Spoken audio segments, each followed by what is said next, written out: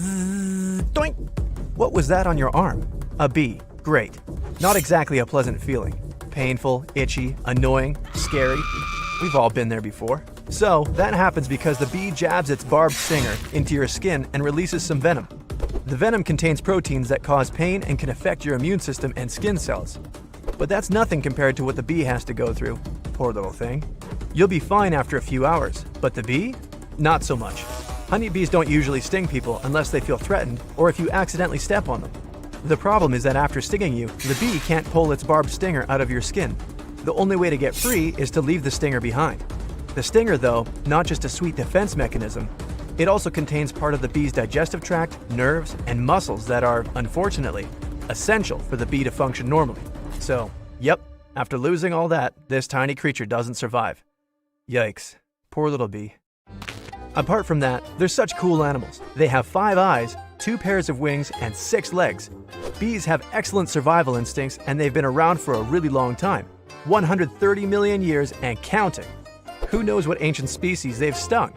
Most bees in the hive are called worker bees, and the big cheese is called the queen. She lays around 2,000 eggs per day. Sound like a lot? Well, the average hive contains 50,000 bees, and they disappear after just one sting. I guess going through a painful and itchy experience doesn't actually sound that bad when you only have one bee on your arm. Imagine if you had the whole hive. It may seem like bees just aimlessly fly around or use their vision to decide where they go. But these cool insects are pretty organized and rely on a super complex transport system. Imagine planning a cross-country road trip, only this time, there are no roads. I can't even make it to the gym without my GPS, or if I stop at a burger joint on the way there. But not bees. They're way cooler than us. They use bee lines. Well, I call them that. They're basically a series of insect pathways bees tend to follow through human towns or the countryside. These pathways link every existing wildlife area together. It's like a bee railway system. My favorite bee is the buff-tailed bumblebee. It has an oval-shaped body covered in dense hair and a brain the size of a poppy seed. Considering how small it is, that's really impressive. How smart are they? Scientists made an experiment where they trained a bunch of them to play bee soccer. They even learned how to score a goal in return for a sweet sugary treat. Unbelievable! These same bees have another amazing ability.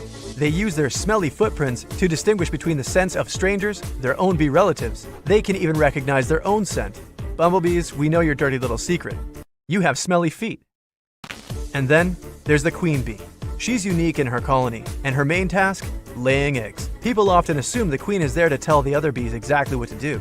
Yeah, not really. She does have a certain influence, but even without her, the hive actually functions pretty well.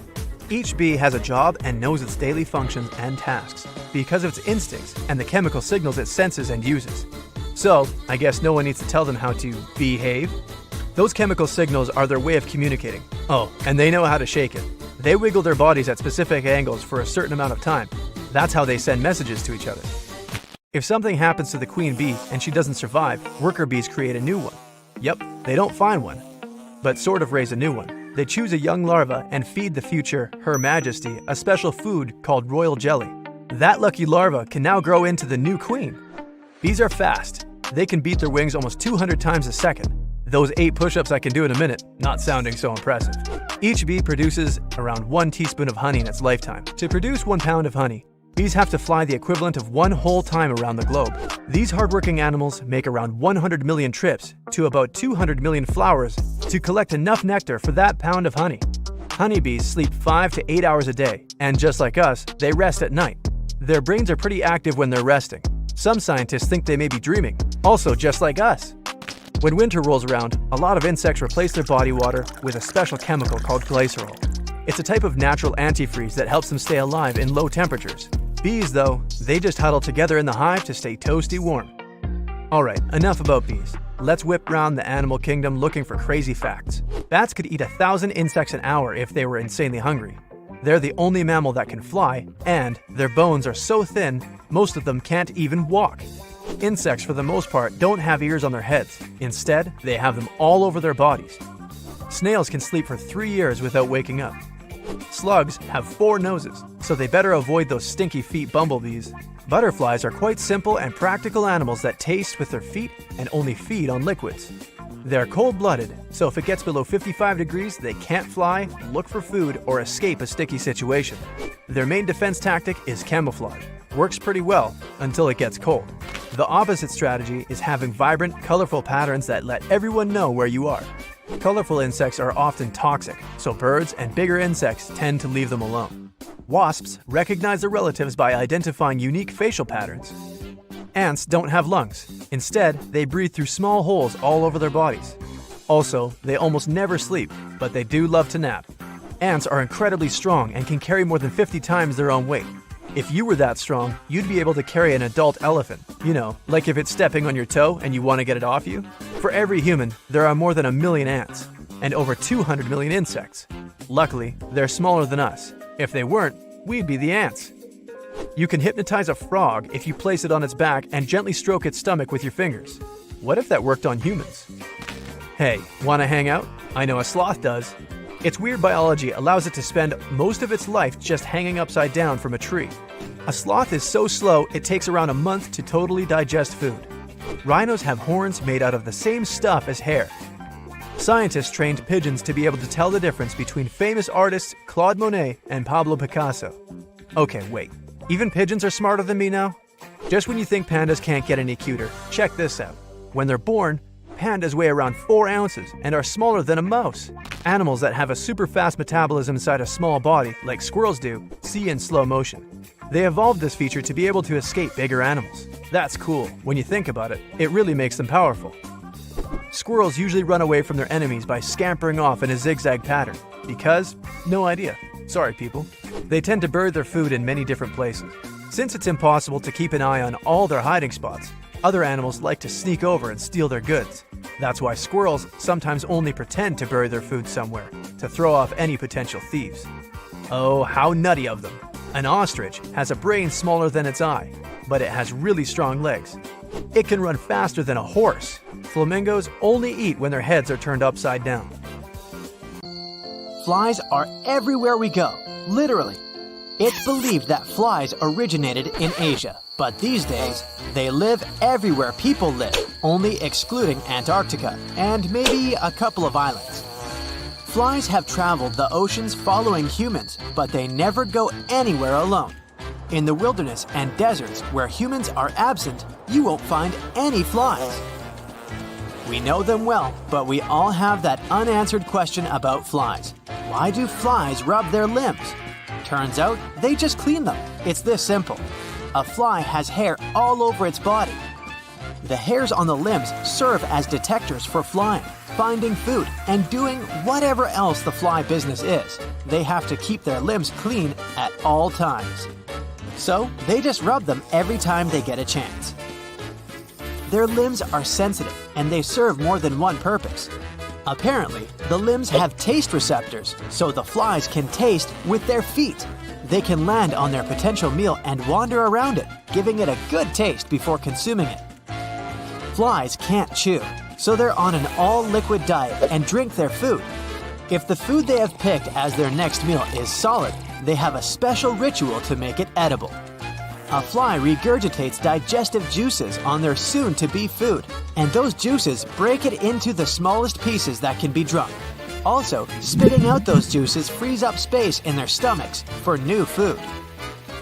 Quite often, flies sit on our food. They can appear harmless, but it's not exactly true. First, remember that they spill out those juices onto your food, which is already gross enough. But there's more. You have to keep in mind that flies land everywhere, and it's not always flowers, but all the gross stuff as well. And flies especially like that said gross stuff, like rotting foods, dumpsters, and even worse. So, their limbs collect all the germs and microbes from those places. When a fly lands on your food, it transfers those germs to your meal.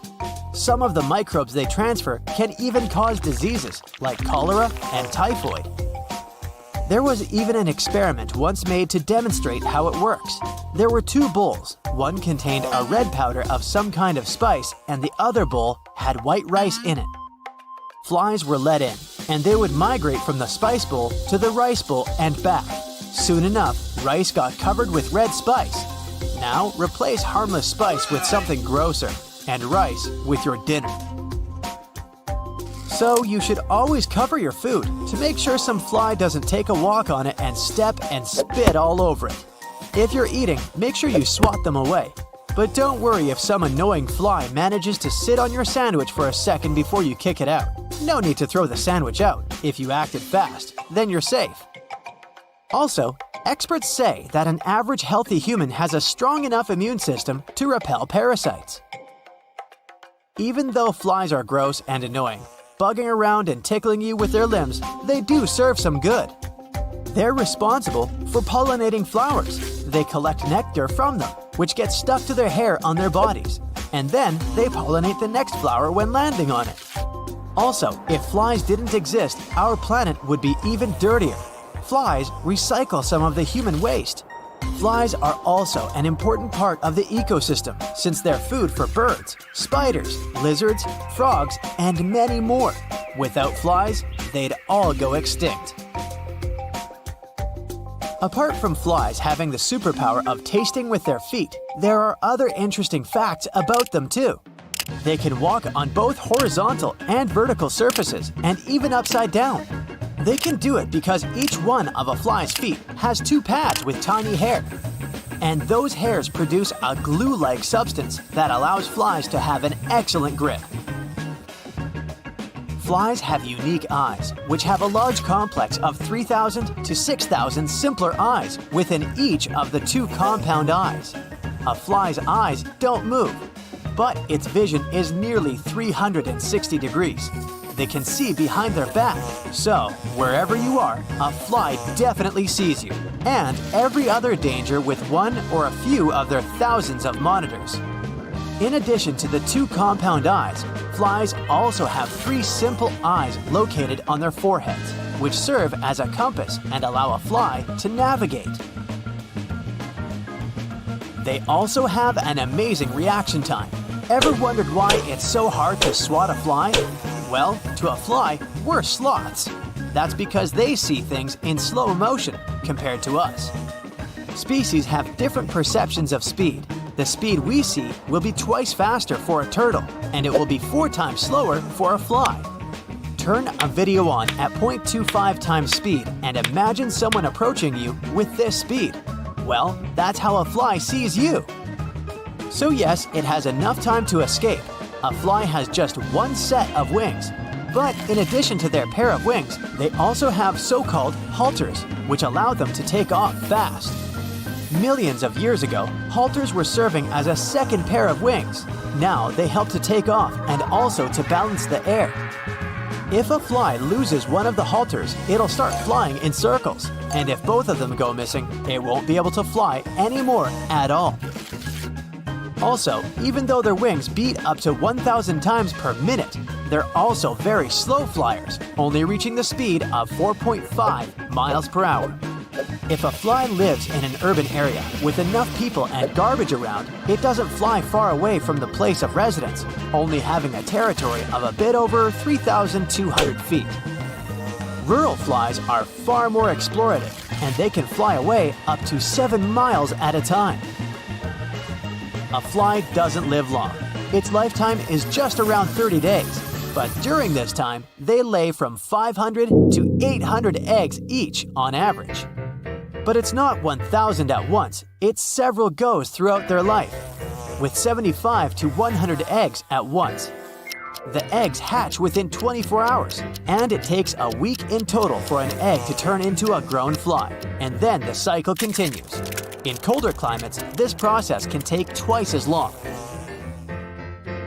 A timberfly is the biggest fly species, which lives in Central and South America. They can grow up to 3.15 inches. Also, flies have beds, or more like their favorite spot to stay and sleep.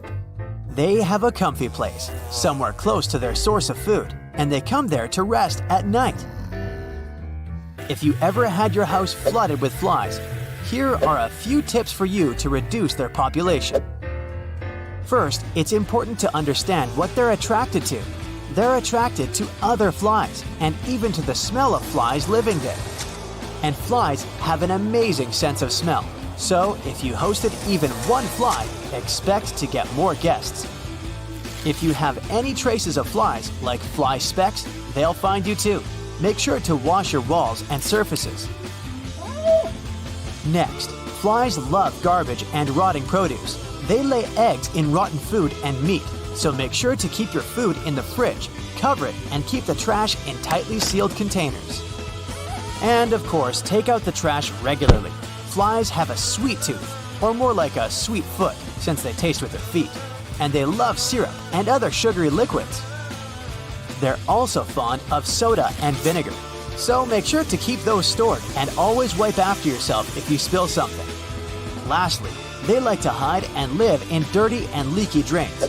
They eat the bacteria from there, so always clear your drains and repair any leaks right away. Also, it'll help to seal all the cracks in your floor, ceiling, and walls if you have any. That's one of their ways to get into the house. You wake up in the middle of the night to a phone buzz. You know what time it is, you ask sleepily, but then you sit up in a jolt. Get your stuff and go outside. They'll come fetch you in 10 minutes, says a male voice on the other end. You step out of your house and watch as a small helicopter descends on your lawn. You get inside and meet a scientist there. She's a specialist in archaeology and paleontology. As the helicopter takes off, she tells you that something terrible happened on one of the islands in South America, and you're flying directly there, right now. The whole operation is secret, so you're asked to give up your mobile phone. The helicopter flies far beyond the night city and lands at the airport. From there, you transfer to a plane and fly to the coast of South America. You land on a small island, and a guide ushers you to a jeep waiting nearby. For several hours, you and other scientists drive through the hot jungle. The road ends, and you continue your journey along a narrow path. You notice that the further you go, the quieter it gets. The birds don't sing, not even the leaves on the trees rustle.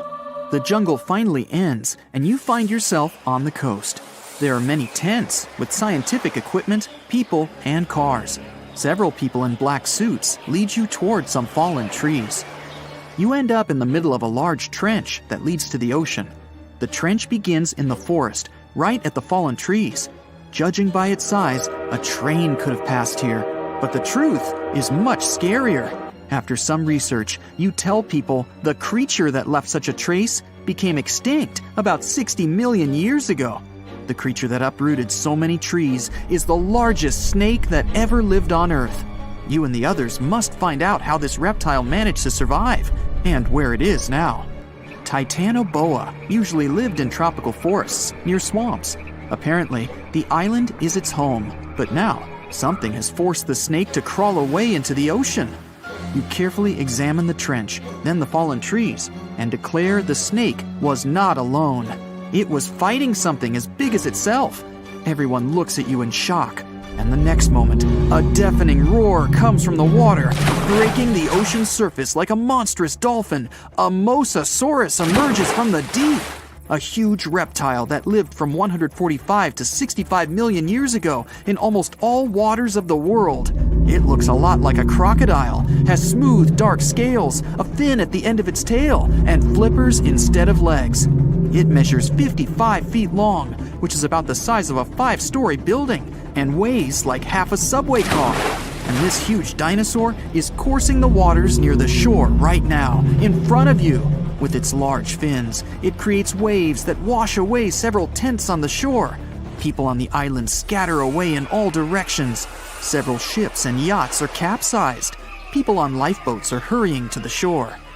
Mosasaurus was one of the most formidable predators, not only in the sea, but also on land during the Cretaceous period.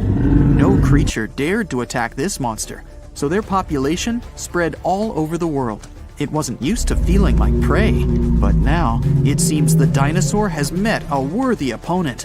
The Mosasaurus dives back into the water as if running away from something. A few hundred feet away, you notice a long, smooth body of the Titanoboa. It's stretched out to full length and is swimming after the Mosasaurus. The snake is 42 feet long. This is 1.5 times more than a rail car. The biggest snake on the planet comes to grips with the scariest underwater dinosaur, and you're standing witness. The Titanoboa wraps itself around the sea predator and drags it to the shore. With its flippers and fins adapted to the sea, the great dino will be at a disadvantage on land, but it has lungs, not gills. It needs air to breathe, so the fight continues. Both the snake and the lizard end up on the shore. You're watching them from behind the trees nearby. The snake squeezes its opponent hard and is winning, but the Mosasaurus manages to push the Titanoboa's head to the sand with its flipper. The snake lets the enemy go, and the Mosasaurus crawls back into the water because it's faster and more agile there than the snake. The Titanoboa slithers after its rival. The fight goes on underwater.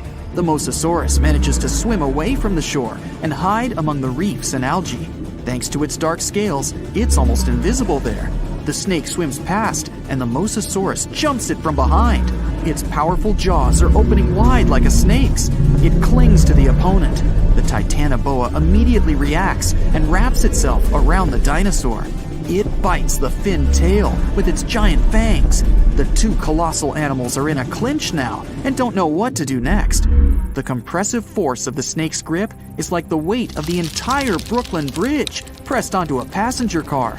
The Mosasaurus is trapped, and it starts kicking and swinging its flippers. It begins to turn around its axis, wrapped by the snake. The rotation of two giant reptiles in the sea creates a huge funnel in the water. Whole schools of fish swimming around get trapped in there. The Titanoboa becomes dizzy from this merry-go-round. It loses concentration and opens its jaws. The lizard uses all its strength to break free, and the snake swims away from it. Now the dinosaur is chasing its opponent. The Titanoboa emerges from the water, not far from the shore. Helicopters fly around the island, recording the events. Yachts and small fishing boats sail to the site of the Battle of the Titans. The Titanoboa crawls out of the water and is about to disappear into the jungle, but the Mosasaurus grabs it at the last moment. There are two rows of teeth in its upper jaw. One of them is located closer to the pharynx. This row allows the dinosaur to hold its prey, while the prey resists. The duel continues on land. The trees around the two monsters shatter into splinters. The Titanoboa wraps itself around the enemy, opens its huge mouth, grabs the dinosaur's tail, and begins to slowly swallow it. The Mosasaurus realizes the great snake's strategy and begins to thrash around. The snake blocks its movements, so the dino digs into the sandy beach. After a short while, a large pit appears beneath the monsters. The sand gets into the snake's eyes, and it lets go of the opponent. The Mosasaurus is again slowly crawling towards the water, and the Titanoboa is in no hurry to catch it. You can see the reptiles are tired. The Mosasaurus swims away from the shore and stares at the snake. From the shore, it looks like an enormous log. Two eyes the size of a football gaze intently at the snake. The Titanoboa lies in the sand and breathes heavily. Then, it stretches to its full length and looks back at the Mosasaurus. The snake's long body slowly bends, its muscles tense. The reptile is preparing to lunge. The dinosaur is slowly heading toward the shore. It growls and paddles with its flippers. Like a seal, it squelches through the shallow water towards the Titanoboa. The snake uncoils like a spring towards the enemy. At great speed, two predators collide with their heads. The hit is so strong, they lose their bearings and move away from each other. Now, each of them feels like a loser. The dinosaur slowly paddles into the water, and the snake returns to the jungle. The monsters are tired of fighting. There's no winner. You and the rest of the people stand with your mouths open in complete silence. You look around the island and notice trees with broken branches everywhere. In the depths of the island, you find a waterfall and huge wet stones. There are large scratches on many of them. Somehow, millions of years ago, lots of ancient reptiles managed to survive global disasters on this island. And now, there are only two left. You conclude that the Mosasaurus and the Titanoboa have been fighting each other for years. Soon, these reptiles will gain strength again and continue their eternal struggle. You decide to leave the island before that happens. The water is bubbling under the fishing boat as if something is coming up out of the water. It gets closer and closer. The water seems to boil. Suddenly, you see giant jaws and glistening teeth. Seconds later, a huge shark jumps out of the water and crushes the boat in one bite. It was the megalodon, the largest fish that ever existed on Earth. Now, we pictured the megalodon as this, an enlarged version of the white shark for a long time. But scientists continue to argue about its appearance. So far, they agree that the image of this giant shark was wrong. Here's the data that scientists are sure of. Size, about 50 feet long. That's as big as a school bus and comparable to the length of a subway car. 8.5 times the height of an average person. Let's compare it to the modern white shark. The megalodon is 3 times bigger, but that's just a rough estimate. We don't have a fully preserved skeleton of the megalodon. That's because it didn't have any bones, but cartilage. Not much of that left in the 3.6 million years since the megalodons went extinct. All that survived were teeth and a few vertebrae. By comparison, dinosaurs went extinct about 66 million years ago. But their solid bones are perfectly preserved, and we have many different examples of their skeletons. Scientists have calculated the size of a megalodon based on its teeth and jaw. Now, this is one tooth. It's about 7 inches long, bigger than the palm of your hand, and 3 times the size of a modern white shark's teeth. The megalodon jaw was 6 feet wide and chalked up 5 rows of teeth, a total of 276 razor-sharp chompers. The other preserved remains are the vertebral column. It consists of 150 vertebrae, each 6 inches wide. They contain much calcium because, well, megalodon love fresh cold milk. Nah, it's because the vertebrae had to withstand the enormous mass of a giant shark. Based on those fossils, scientists created a model and calculated only the approximate size of the megalodon. But it could hardly have been any bigger. It's all about breathing. The bigger the fish, the more oxygen it needs, which means a larger gill area. That's the organ that filters the water and collects oxygen. If the megalodon were any larger, it would have trouble breathing. So, scientists believe that 50 feet is the maximum size of an individual. On average, they were a few feet smaller. Whew. Now, let's talk weight. On average, one megalodon weighed about 30 to 35 tons. By comparison, a white shark weighs 1 ton, which is 30 times less. Hey, trust me. A school bus is 4 times lighter at 7.5 tons. The weight of a megalodon can be compared to an empty Boeing 737. But the modern blue whale beats the megalodon in size and weight. 98 feet long versus 50, almost twice as long. Blue whale's weight is about 180 tons. That's like 6 megalodons or 6 passenger planes, or like 33 adult elephants. Hey, don't you love the comparisons? Now, about the appearance of the megalodon. Scientists believe it didn't look like a white shark. The megalodon belongs to a different fish family and most likely looked like a giant sand tiger shark. Flattened snout, small eyes.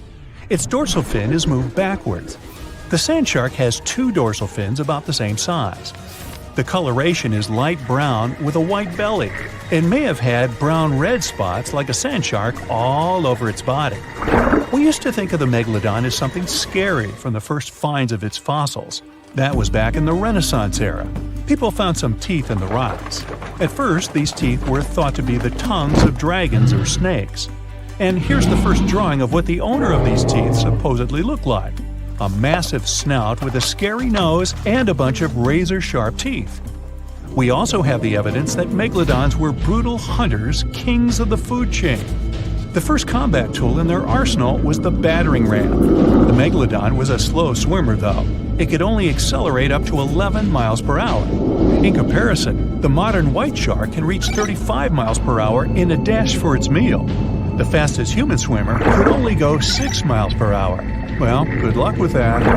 But the megalodon had incredible mass. Though slow, its battering ram had tremendous power. The megalodon would take its prey by surprise. It had only one chance to hit it. If it missed, it would take too long for a second round. The maneuverability of the megalodon was comparable to a large truck. But if the ram was successful, the prey was stunned and couldn't move. At this point, the megalodon aimed at vulnerable spots, like the fins and tail of the prey. Scientists have found many ancient whale remains with megalodon tooth marks. It turned out that the giant shark knew where its prey's vital organs were located and could strike at them. When the prey was immobilized, the megalodon bared its teeth. An adult person could easily fit into its open jaw at full height, and according to various estimates, the bite force of the megalodon was almost 11 tons. Now imagine the weight of 3 SUVs concentrated at the tip of a sharp tooth. That's 9 times the power of the largest white shark bite, and 6 times the power of the modern record holder for biting, the saltwater crocodile. Here, look at a map of where the remains of the megalodon were found. South and North America, Europe, Asia, Australia. It was the master of all seas and was comfortable anywhere on our planet. We've even found some remains of the giant shark in freshwater sediments. Perhaps it wasn't afraid to enter rivers to hunt. Now, other scientists say that maybe the megalodon wasn't even a predator, all because of its size. It couldn't swim fast. It couldn't even make short dashes like the white shark. If prey tried to escape, the megalodon didn't rush into pursuit because it could never catch up with it. Another problem is the skeleton of the megalodon. The cartilage is weaker than the bones, so the musculature of the giant shark was not as massive and robust in the first place. The megalodon may even have been a scavenger and never got into fights. This is one of the reasons why ancient sharks became extinct. Megalodons like shallow, warm waters, with temperatures ranging from 53 degrees Fahrenheit. But over 3 million years ago, the climate turned colder. This deprived the megalodons of territories and plenty of food. The primitive whales that had been the main diet of the giant sharks began to disappear. Faster predators took the remnants of food.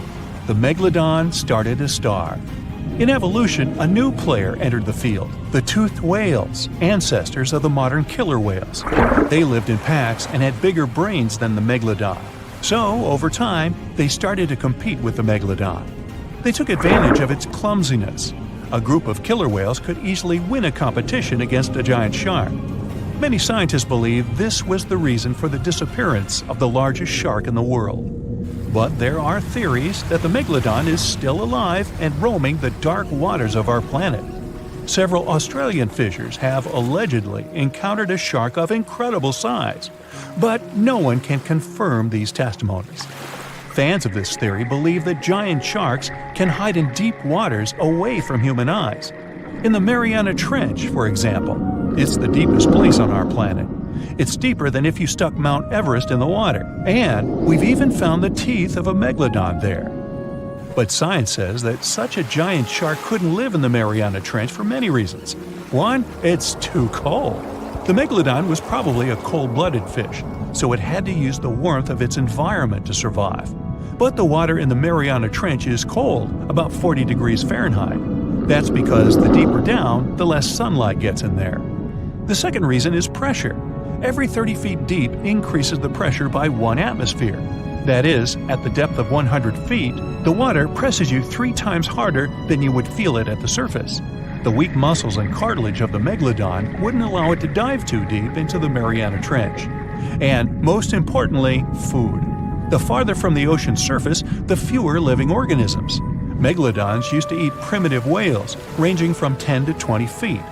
Small fish only inhabit the Mariana Trench. A megalodon would never be able to catch one.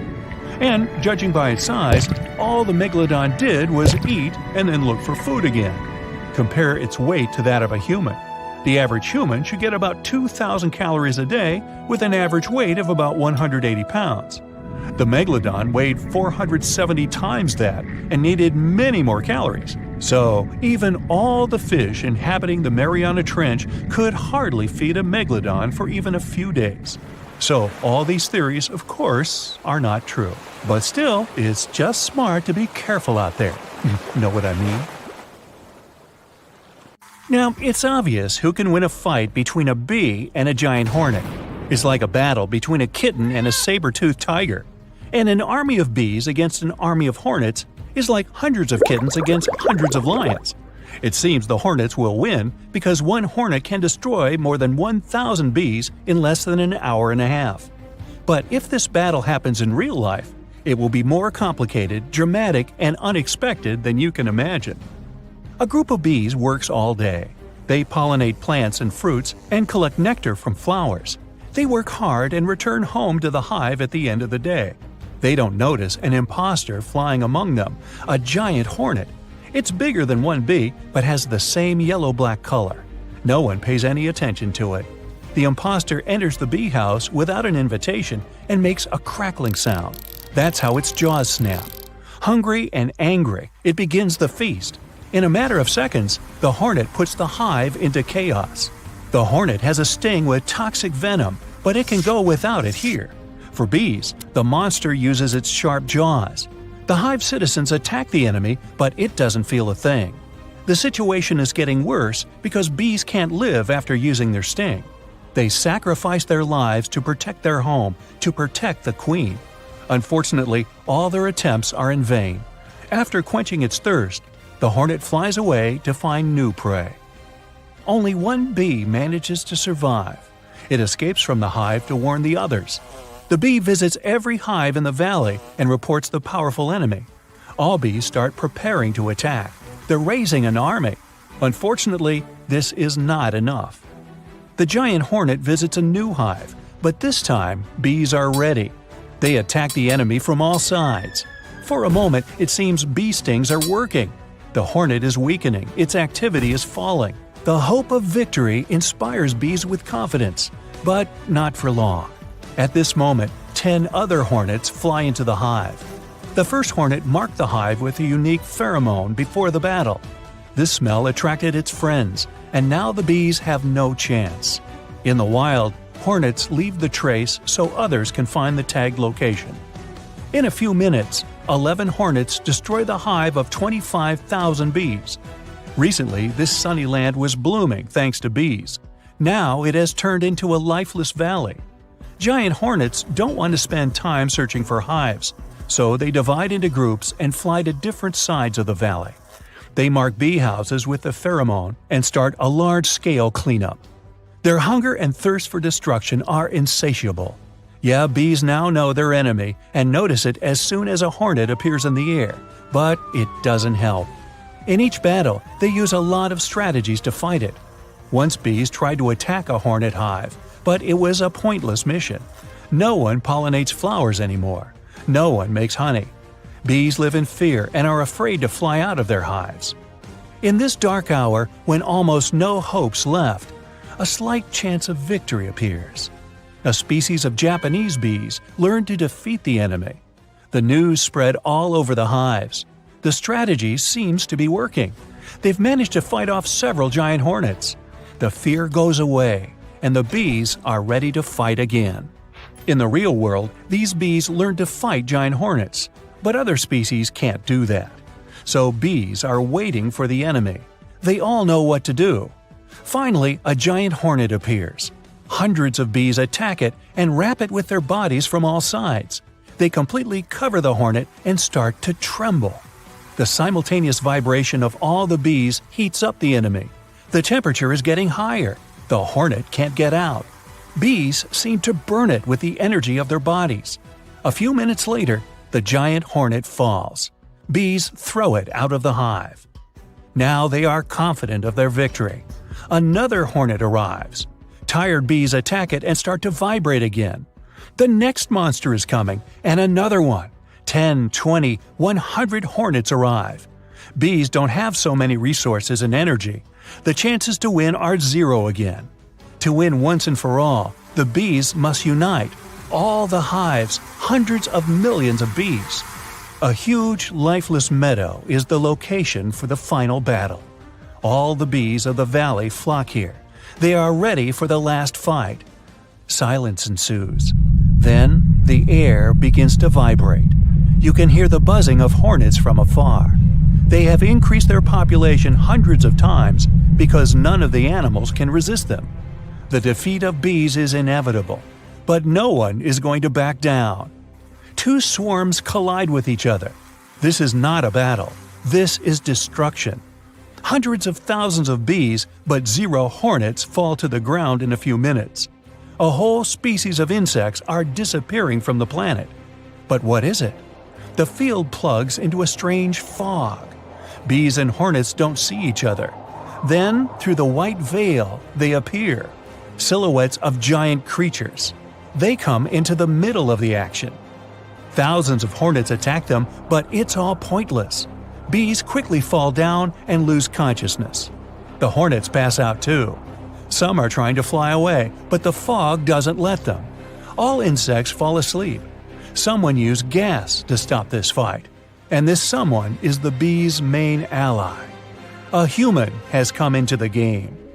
In thick protective suits, people picked up euthanized hornets from the ground. They put them in one basket and the bees in another. The collection of insects lasts for several hours. Then the bees wake up in their hives unharmed. Hornets wake up in special containers. They're trapped, and now they can't hurt anyone. People are destroying hornets' nests all over the world. They won't allow them to multiply. Bees are responsible for the cycle of life in nature. They help many plants to reproduce, thanks to pollination. Bees serve as berries and fruits we eat. They take care of flowers that cows and other livestock feed on.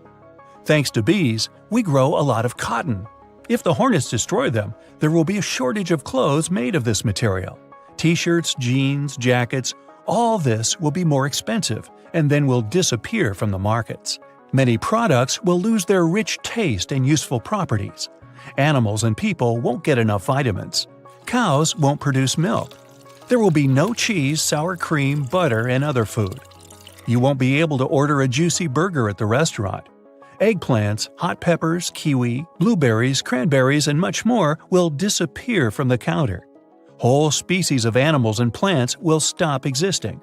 This will lead to other crises, not only in agriculture, but also in the global economy. Meanwhile, the number of hornets will be growing. There are almost no animals in the world to control them. If people don't do anything, everyone will have to wear thick protective suits to walk outside.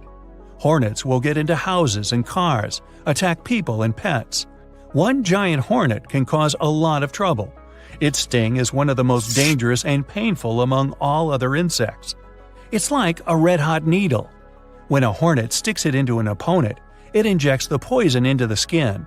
This toxin dilates the walls of blood vessels. The area around the bite turns red. This can last for several hours or even days. The hornet is an aggressive creature. It can sting several times. Imagine what a group of these insects can do. To escape, you need to hide in bushes with dense foliage or jump into the water. After the hornets fly away, urgently contact the hospital. Hornets can make people's lives worse. It's important to fight them. Unfortunately, bees can't do this. They're absolutely defenseless. Humanity is aware of this danger and does everything to control the hornet's population. That's why giant hornets have no chances in this fight. Now, every bee returns to its usual way of life: pollination, nectar extraction, honey production in hives. The valley is blooming again. Bees can sleep peacefully. People monitor the situation and watch for giant hornets. If one enemy appears, it means there's a nest somewhere. Special services track down the insects and find nests under old trees and in pits. More than 50 ships and 20 planes have disappeared in the Bermuda Triangle since the middle of the 19th century. This region isn't put on any paper map and is not an official region of the Atlantic. This massive water area is located not far from the southeastern coast of the U.S. and still scares many sailors. But you aren't afraid and want to prove that there is nothing special in this place. You sail to the center of the Bermuda Triangle on a small fishing boat. You turn off the engine and wait. Several hours pass. The sun goes below the horizon. Night comes. You're about to return to the shore, but suddenly, it becomes too quiet. Then, you hear a splash of water. You look overboard and see hundreds of fish swimming to the surface. Something big scared them away. Something that comes straight from the depths. The next second, you notice big sparkling eyes and long tentacles reaching for the boat. It seems that one of the most terrible myths about the Bermuda Triangle turned out to be true. A huge squid dragging ships to the bottom. Stories about these squids appeared long before the emergence of the Bermuda Triangle myths. For centuries, sailors from Norway and Greenland told stories about a scary sea monster, the Kraken. In those stories, the Kraken broke the decks of ships with its giant tentacles and drag them to the bottom. The approach of this creature is impossible to see since it's coming to you not from the side, but from below. But all these were just stories. Only in the 19th century, scientific evidence of the existing of these monsters appeared. A beak of an unknown squid was found on the coast of Denmark. The size of the find was about 3 inches in diameter, which is about the size of a human palm. Then, it became clear that the kraken was real, and it's just one variety of giant squid. Since then, more than 21 species of giant squid have been described, but the first video with this monster was recorded in 2004 in the waters of North Atlantic, not far from the Bermuda Triangle. Marine biologists used a lure to draw the squid out of the depths. The huge monster was about 30 feet long, which is about half a subway car. It suddenly appeared out of the ocean darkness and quickly attacked the lure, squeezing it with its tentacles. After that, many cases of squid have been recorded on photos and video. Huge squids were washed up on the shore, swam past ships. According to some records, the largest monster ever found was 59 feet long and weighed almost a ton. This is the size of a big bus. Some scientists believe that giant squids can reach 150 feet in length, which is almost twice the size of a basketball court. But the big size is not enough to sink a ship. The first thing that helps squids do this is the surprise effect. Squids come from the depths, which mean they can be seen from the deck, but the monster can see a boat from afar. It has the biggest eyes in the world. One eye is about the size of a basketball. The eyesight of a giant squid allows them to see prey in the Black Sea depths and from a big distance. Most sea creatures on the planet can't see in such conditions. So, the squid notices your ship and decides that it's food. It quickly approaches the boat and attacks with its tentacles. The squid has 8 limbs and 2 extra longer tentacles the monster uses to bring food to the beak-shaped mouth. The others are covered with dozens of suction cups filled with sharp teeth. Nothing can escape if the squid grabs it. The squid wraps its tentacles around your boat. With the teeth on each arm, it bites the deck. 2 long tentacles can grab you while you're running around in panic. The squid can rock the ship from side to side until one of its parts sinks in the water. You fight off 2 long tentacles and fall off your feet. The squid's 8 arms are squeezing stronger. You can hear the boat's hull cracking. The squid is big, but still can't sink a large metal object. Possibly, it couldn't have sunk huge ships that disappeared in the Bermuda Triangle. You see how the squid swims away into the depths. You're lucky this time, but you definitely wouldn't handle 2 such monsters. The existence of giant squids was proven more than 150 years ago, but people still don't know anything about them.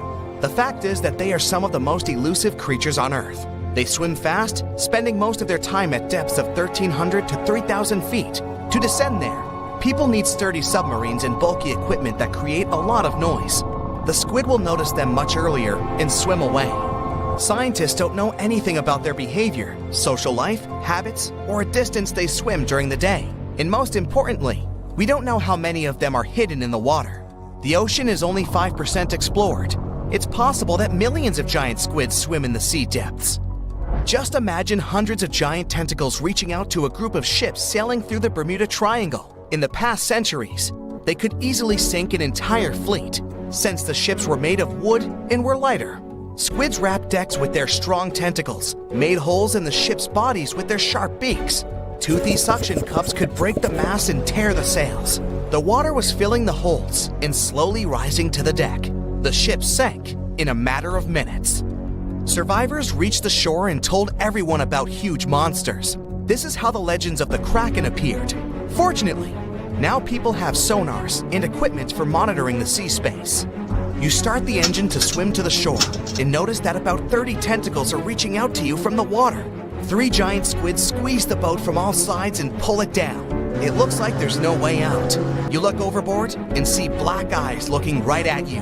At this moment, you find a solution. Squids spend their whole life in darkness and are afraid of the light. Fortunately, you have a signal rocket. You use it to scare the monsters away. Squids go back down into the water, but apparently not for long. You release a few more rockets into the ocean and scream in fear. The red light illuminates the sea darkness, and you see hundreds of moving tentacles. They quickly swim away from the fire to a safe distance. At full throttle, You're sailing to the shore and releasing all the signal fires into the water. You don't give the squids a chance to get close to you. Finally, you get to land, confident that you will never return to this place. The bad news is, these creatures swim not only in the Bermuda Triangle. People found giant squid in the oceans all over the world. Yeah, it's possible the giant squid is the main reason for the disappearance of ships, but this doesn't make the Bermuda Triangle a unique place. Boats and cargo ships disappear all over the Atlantic Ocean. The Triangle is not even included in the top 10 of such places. Also, this area is one of the most popular shipping routes of the Atlantic. And the more ships sail in one place, the more ships are lost. Many scientists believe the reason of the disappearances here is strong storms and hurricanes. Bermuda is located in an area of high pressure, which diverts thunderstorms towards the triangle. The waves reach such sizes here that they can turn ships over. Thunder and frequent flashes of lightning disable planes. The Earth's magnetic field is weakened at the location of the triangle. This field works as a shield, which repels solar particles. Here, solar radiation passes through the upper layers of the atmosphere and can negatively affect the electronics operation. Also, there is a theory that says that the Bermuda Triangle is the center of a magnetic anomaly. But scientists made many checks of the magnetic map of this region and haven't found any oddities. Florida has more species of mosquitoes than any other state. Still, stepping foot in Walt Disney World, you'll barely see any. There's no barrier preventing them from coming in. People who made the park what it is today planned it out very well. Disney World sits on top of a swamp. That's why getting rid of these pests wasn't going to be an easy task, mostly because mosquitoes love still water. So, the first job they had was draining the swamps. Then, they got rid of wetland and made room for drier pieces of land they could build on. It was a tough task getting rid of every single bit of water, so they found another solution for the water that was left. They made it all flow in one or another direction. If you visit Disney World, pay close attention and try to find bits of still water. You won't. Even small ponds of water will be flowing, although they're more likely to be fountains. Every single building in the park was made so that water flows right off them when it rains to avoid pools of still water. Plants were part of the plan too. There are no water lilies inside Disney World because mosquitoes like them way too much. They spray it against bugs tactfully twice a day around sunrise and sunset. They know where and when to spray it to get to the mosquitoes. There are around 60 of these spray traps across the whole area. They attract mosquitoes with carbon dioxide, and the insects follow it as if it were a secret scent. The spray Disney World uses is natural liquid garlic. To keep visitors even safer, there are chickens secretly spread around Disney World. They're there so staff can know if the mosquitoes carry anything dangerous.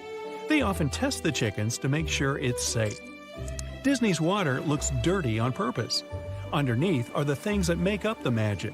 Things like the robots that go up and down, or even boat tracks. Nobody is driving the boats. They're simply on a path. It also helps disguise the fact that the waters are super shallow, about 5 feet deep. But when they look like this, it gives the sensation they're way deeper. There are smellitizers around the park. They spray scents that often match their surroundings and immerse you even more in this magic world. That fresh cookie smell might not actually be cookies, and you feel like having one.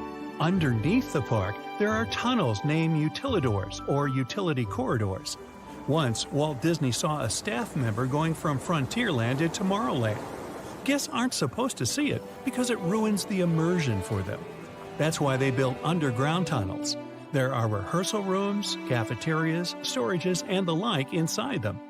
They also let staff members move from one land to another without much effort and unnoticed. The park is so big, you might need a golf cart to go from one end to another. There's also almost no gum on the floor. That's because you can't buy it anywhere. You can bring your own though, and if there ever is gum on the floor, the staff is very quick at cleaning it up. In Disney World, the things that they don't want you to notice are painted green.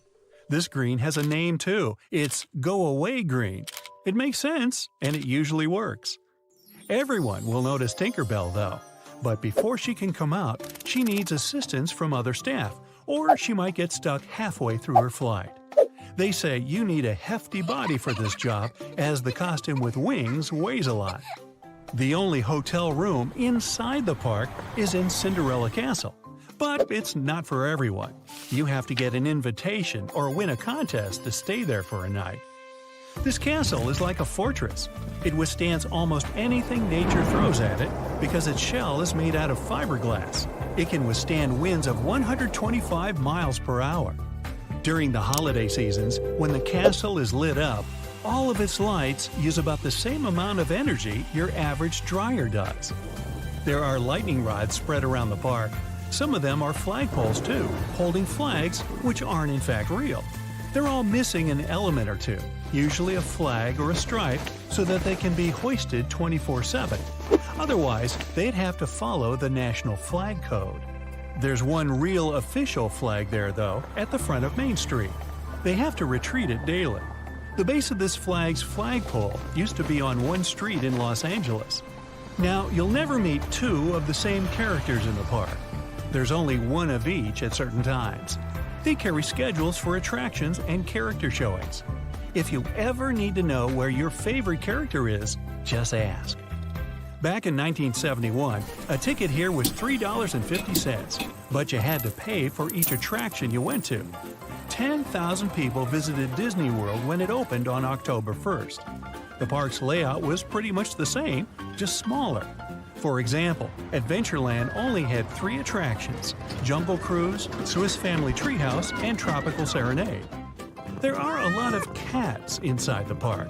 They have a job too, to keep the mice at bay. In the queue for Haunted Mansion, there's a ring stuck to the pavement. It's hidden right after 2 trash cans. They say the mansion's attic bride threw it off the balcony. In fact, it's a leftover from an old gate. If the waiting time is showing 13 minutes, go ahead and get in line. This is a code that means there's no waiting time at all. The actual ride times are wrong. You'll be pleased when the timer says 20 minutes, but you'll end up getting to the ride in just 10. This is a strategy to keep guests happy. Sometimes it goes wrong, and you'll end up waiting for an hour looking at the clock when you thought you'd only be there for half that time. The buildings in Disney World look taller and larger than they actually are. They use forced perspective for houses and castles in the entire park. The first floor is built to scale, but the second floor of the building facade is only about 5/8 the size of the first floor. If there's a third floor, it's half the size of the first one. They also use smaller bricks and windows toward the top of the castles. Club 33 is an exclusive club in Disney World. Only its members and guests can get into it. There are 4 more exclusive lounges of it around the park. The Epcot model shows you what Walt Disney wanted the city to be. It was supposed to be a city that would forever be a living blueprint of the future. Residents of Epcot wouldn't need cars. They travel by monorail and with the People Mover. In the central hub of the city, there would be a fancy hotel and a 30-story convention center. The weather would always be nice because the whole Epcot city would be inside a climate-controlled bubble. A special disposal system would instantly take any trash underground and process it. Inventions could come to life here, and people would get to know about oceans, technology, energy, communication, the vastness of space, and even more. Some of the ideas Walt had were later used as inspiration to make the park. There's hidden Mickeys all around the park. One of them is just before the biggest drop in Splash Mountain. If you pay close attention, you'll see his profile and nose sticking out. The Magic Kingdom at Disney World is built on the second floor of the park, right above the utility corridors. But it's such a gradual incline, you probably won't even notice it. You'll need to take either the ferry or the monorail across the Seven Seas Lagoon to get there. They ruled the planet for over 170 million years and then disappeared. History says it was a huge city-sized asteroid that came from space and hit the land of the Yucatan Peninsula around 66 million years ago. It caused terrible environmental changes, debris in the air blocking the sunlight so the plants couldn't survive. temperatures on Earth's surface plunged. The animals were struggling to survive until they finally went extinct. At least, that's something many paleontologists believe happened. Now, they found out dinosaurs were about to go extinct even before the asteroid. Their diversity started to go down 10 million years before the asteroid. Older, long-living species didn't evolve enough to adapt to all changes in the environment, such as higher sea levels, massive volcanic activity, cooler periods. Dinosaurs preferred a warm climate because it helped them to keep a stable body temperature. Dinosaurs lived on all 7 continents, even in Antarctica. That's because it wasn't all ice back then. Around 90 million years ago, Antarctica was a swampy rainforest with a warm, pleasant climate. It was even in a different location, only 560 miles from the then South Pole. That was the time of the warmest climate on our planet. The sea level was 560 feet higher than today, and the tropical sea surface could reach temperatures up to 95 degrees.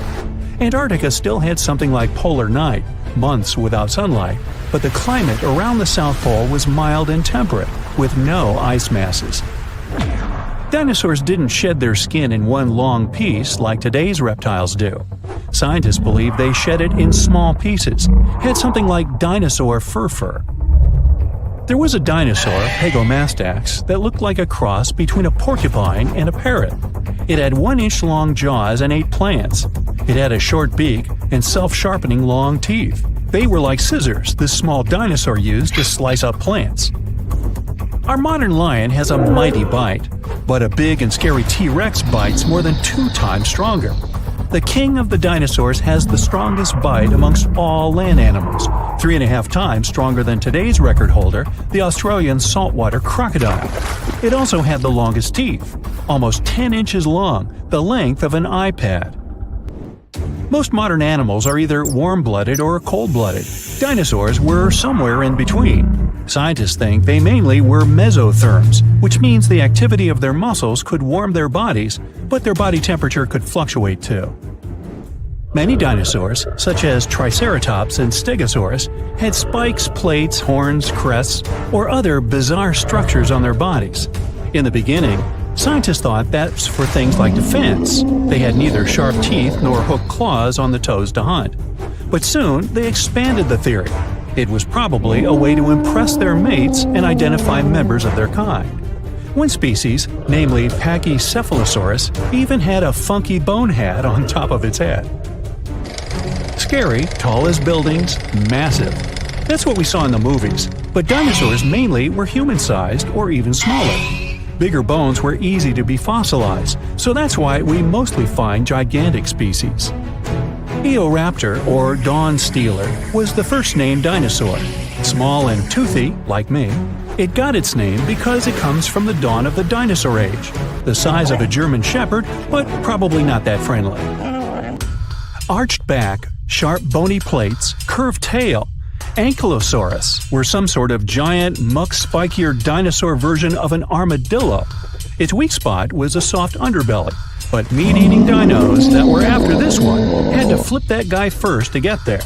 Still, it was really tough because of their impressive gear. Scientists believe they even had bony eyelids.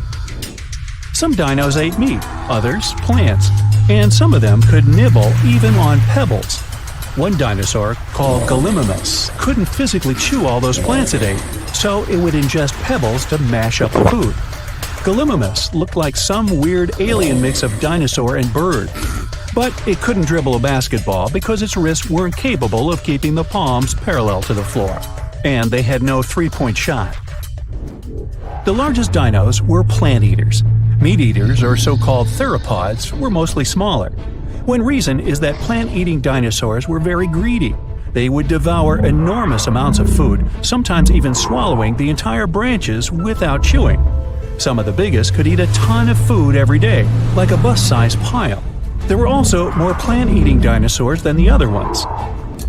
Scientists are still not sure if meat-eating dinosaurs were able to coordinate themselves and hunt in groups. They were probably unfriendly towards each other, especially when it comes to sharing prey. Fossils, and the shape of delicate bones in the eye, tell dinosaurs mostly roamed around during the day. Scientists think only smaller meat-eating dinos, like Velociraptor, were active during the night. They were after those small mammals snuffling around and trying to find food while big dinosaurs were asleep, or that's what they thought. Those small mammals were usually burrowing animals that survived both dinosaur reign and ice age hiding underground. Not all mammals were hiding from dinosaurs. Some small but sneaky creatures, like Repenomamus, would steal the eggs from big dinosaurs, which was a big thing considering they had to trick the mama dinosaur first. Researchers believe dinos tried to flap on the ground to get faster at running up inclined terrains to catch their prey. Such behavior caused them to learn how to fly, which of course happened through thousands of years. Dinosaurs were fuzzy and fluffy. They are related to birds, but even those early dino species that didn't fly had feathers, like gigantic, scary, fuzzy T-Rex. Movies lied. You just can't stand still and expect a T-Rex would pass you by. Its vision was probably better than one today's raptors have. Even without it, they still had a pretty good sense of smell. Running could help it though. Scientists calculate T-Rex could probably run at 12 miles per hour. It would shatter its bones at a greater speed. Some dinos had tails more than 45 feet long. Tails helped them to keep their balance when running, especially those that walked on two legs. Velociraptors were not like raptors we see on the screen, but more like some sort of prehistoric chickens. Small, a little bit bigger than a turkey, 2 feet in height, probably had feathers, hollow bones just like birds, mostly loners. But they were probably among the smartest dinos. Their brain was big compared to their bodies. They were as intelligent as today's ostriches. The name Velociraptor means speedy thief. Stegosaurus had a pretty big body, spiky plates, and a tiny brain, the size of a walnut or lime. But at least it had its own air conditioner. Researchers found out its spikes were filled with veins that transferred blood and developed a theory that they were cooling its giant body that way. Dimorphodon was the flying reptile with a wingspan of 8 feet and multi-purpose teeth. Teeth in the upper jaw were longer, sharper, and better for catching food from the water. The teeth in the bottom jaw were better for holding the game in transit. One of the first potential dinosaur discoveries was in China 3,500 years ago. No one knew about dinosaurs then, so people thought teeth they found could belong to dragons. The Hadrosaurus was a duck-billed dino with more than 1,000 teeth. When they would fall off, it could grow new ones indefinitely. Dinosaurs' eggs were pretty big, some as big as beach balls. Now that's a number. The Baryonyx was a big fan of fish. Its name means a heavy claw, and it got it because of big extended claws that were pretty sharp and made up the thumb of each hand. When catching fish, they used the claws like spears. Mosasaurus, also popular in movies, was not quite the dinosaur but a marine lizard, closely related to monitor lizards and snakes. Like a snake, it had jaws that could expand when swallowing the food. These creatures were speedy. They had a tail fin and flipper-like paddles instead of arms and legs. Researchers believe they had a weak sense of smell and poor perception of depth, so they had to develop a unique hunting technique, waiting for their snack to come up to the surface for some air. Ouch! There's hardly a person who's never been stung by a bee. It's definitely not a pleasant feeling. But bees aren't normally angry creatures. You probably just scared the little guy. These insects are super important for pollination. Their existence is one of the main reasons why our plants keep growing. Bees only sting when they feel threatened. If you get stung, it might mean you've come too close to them. Or, more importantly, that you've come too close to their hive. Each hive can hold between 50,000 to 80,000 honeybees. Just like us humans, bees do everything to protect their home. But instead of alarms and complicated security systems, they use their stingers to ward off enemies. When honeybees sting, they release something called a pheromone. Pheromones are chemical substances that affect the behavior of animals of the same species. If one bee charges at you, the pheromones are likely to stir up all nearby bees, and they will readily join in. That's one meeting you'll definitely want to avoid. Here's a fun fact. It's only female bees that can sting. Larger male drone bees don't even have stingers. This is because the stinger is basically a modified egg-laying device. Queen bees also have stingers. These bees are bigger than the average worker. The queen has an average size of just under 1 inch. It's about twice the size of your regular worker bee. Because of its large size, many people think that the queen bee's sting hurts the most. So let's dive into it. First of all, queen bees rarely sting because of their job in the hive. The queen is the most important bee in the colony, as it's the only female that can reproduce. The queen has 2 main jobs in the hive. Number 1, she produces chemical scents that help unify the rest of the bees so they can work together. Number 2, she lays a lot of eggs, up to 2,000 a day. The queen is surrounded by worker bees who meet her every need at all times. They give her food. The attendant workers also collect and then distribute the queen's pheromones, which stops the workers from finding a new queen. But despite being the head of the hive and being much bigger than other bees, the queen's sting is actually the least painful. This is because regular bees have barbed stingers. This means that when they attack, the stinger gets stuck in your skin, making it really difficult to remove. The stinger also contains nasty venom that's packed with proteins. That's what causes the pain and affects your immune system and skin cells. The stinger continues to pump venom into your body for more than 10 minutes, or until it gets removed. But unlike workers, queen bees leave the hive very rarely. Their main job is to lay eggs, and it's down to the rest of the colony to protect the hive and the queen. That's why worker bees are the ones with the most powerful sting. This is how they can ward off potential dangers. The only reason the queen would really need to defend herself is against rival queens. Because of this, the queen has no need to develop a nasty stinger. Hers is instead a lot smoother. This means that the barbs don't get stuck in your skin, which can be mega uncomfortable. While this might sound good, it does come with a bit of bad news. Because of the smoothness of its stinger, the queen can jab you multiple times. The stinger is attached to the bee's digestive tract, nerves, and muscles, all of which are essential for the bee to function normally. When workers sting, they're unable to pull their stinger out because of the barbs, and when they try to get free, it doesn't end well for them. But the queen's stinger doesn't get stuck. That's why the bee doesn't feel any negative consequences. And still, she'll basically only sting you if she doesn't have one of her bodyguards nearby, which is highly unlikely. So, what's the worst place to be stung by a bee? A man called Michael Smith decided to find out. He got stung on 25 different body parts and rated each prick on a pain scale between 1 and 10. He found out that the most tender area was the nostrils, scoring a 9 out of 10, followed by the upper lip, which he estimated as an 8.7. The 3 least painful locations were the skull, middle toe tip, and upper arm. All of these scored a 2.3. But moving back to the queen, how does a regular bee gain this title? The queen bee rarely needs replacing, as she can live for a whopping 5 years. At the same time, a worker bee born in the summer usually only survives for about 6 weeks. But if the queen passes away or moves to another hive, the colony needs to replace her. Doing this requires something called royal jelly, which nurse bees produce in their heads. They feed it to newly hatched honeybee larvae. It's basically a superfood that contains loads of useful stuff, including vitamin B, proteins, hormones, and sugars. After feeding baby bees for 3 days, workers select just a few larvae and continue giving them the royal jelly. The others will have a less nutritional diet. The royal jelly triggers new phases of development for these growing bees.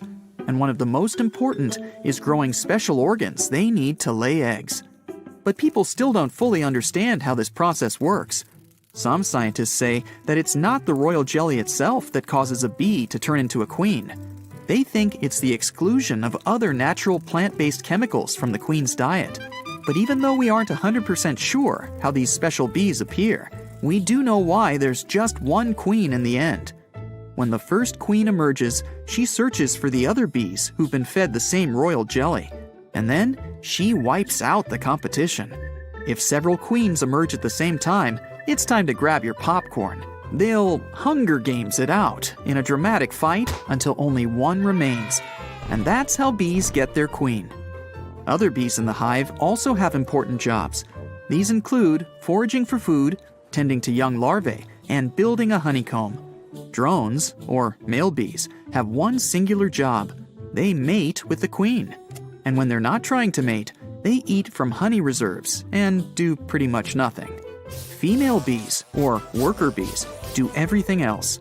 They keep the hive clean, take care of larvae, tend to the queen, store honey, build cells, forage, guard the nest, pollinate, and even feed male bees. Each bee knows exactly what job to do. That's because their specific hormones activate parts of their genetic makeup that tell them what needs to be done and when it needs to be done. Bees have 4 job phases in their lifetime. Phase 1 starts about 3 weeks after they get born. That's when they get to work cleaning the cells from which they've emerged. 3 days later, they enter Phase 2. In this phase, they're in charge of feeding other bees. This lasts for about a week. Then they enter Phase 3. They move further away from the hive center and become handy helpers. They build the honeycomb and guard the hive's entrance. This period also lasts for around a week. After that, they enter the 4th and final phase, the foraging stage. It's definitely the most dangerous part of our stripy friends' lives. This is where they leave the nest, look for pollen, bring it home, and feed the colony. They also leave a stinky footprint on the flowers they touch when collecting pollen. This way, they can figure out if their bee relatives have been here or if it's been a stranger. Sometimes they discover their own footprints. Unbelievable! This phase doesn't last very long though, only around 10 days, as it makes bees super tired. After such a short life where they work non-stop, worker bees then leave the hive to never return. At the same time, if a worker passes away inside the hive, special undertaker bees carry this bee out. But while bees' lives may be short, this pattern seems to be working out quite well for the species.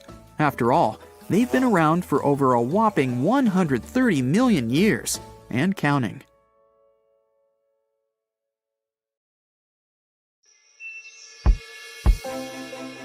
This little ant may seem lost, but it's actually scavenging around for food. It drifted away from its colony and is smelling something yummy close by. Ants have weak eyesight. That's why they have to rely on pheromones to communicate with one another. These pheromones are the secret behind ants' coordination. They're chemical clues that ants drop along their path so that others know where to go and even what to do. When ants walk around, they tap their abdomens on different surfaces to leave marks. These insects can release 20 different signals for different purposes. This adds to their complex communication system. Some of the pheromones are a call for getting rid of a threat.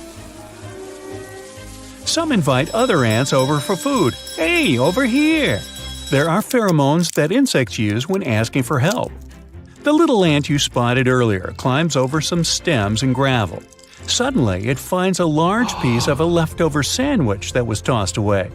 After spotting such treasure, the ant quickly turns back and touches the ground with its abdomen. Soon, other scavengers and worker ants appear.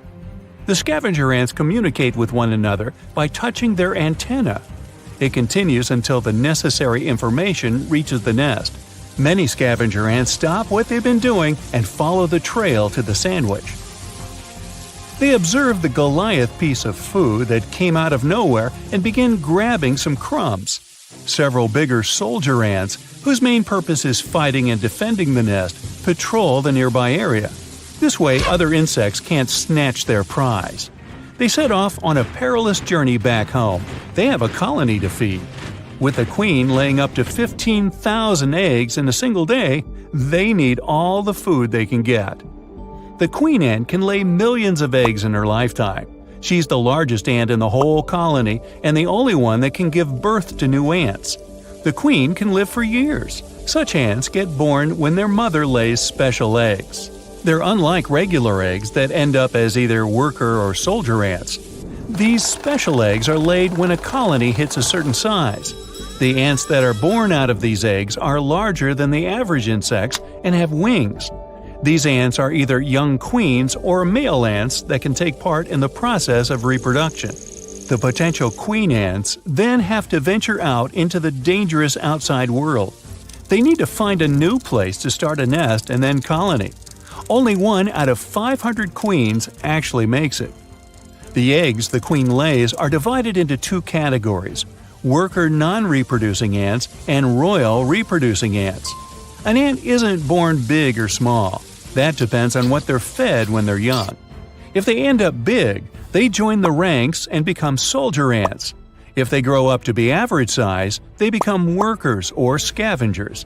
And if they're tiny, then their job would be to babysit the larva and keep the nest nice and tidy. But in the end, any ant's job is to serve the queen and her alone. The ants cover the whole sandwich, pick up the crumbs, and carry them one by one to the nest. Ants can carry 10 to 50 times their own weight and size. This makes them one of the strongest creatures on Earth relative to their size. Some ants are carrying bigger pieces, like scraps of lettuce and cheese. They even drag a large piece of bread, which requires the collective work of dozens of ants. Some soldier ants patrol the area to make sure their mates are safe. The ants drag and carry the pieces. They climb many hills and go down numerous slopes until they almost reach the anthill. The ants in the nest have already prepared for the food arrival. They've cleared out as much space as they could. A large colony hovers above the delivery ants. They continue their way to the colony's entrance, but the shadow gets bigger. It's a large wasp, and it wants its share of the sandwich. The scavenger ants are alarmed and release the pheromones of warning. The soldier ants pick up this scent. They group together to create a protective wall around the scavenger ants so that they can get to safety. The wasp hovers above them but can't do anything. Reinforcements arrive and protect the ants heading for the anthill. The entire colony is alert and in defensive mode.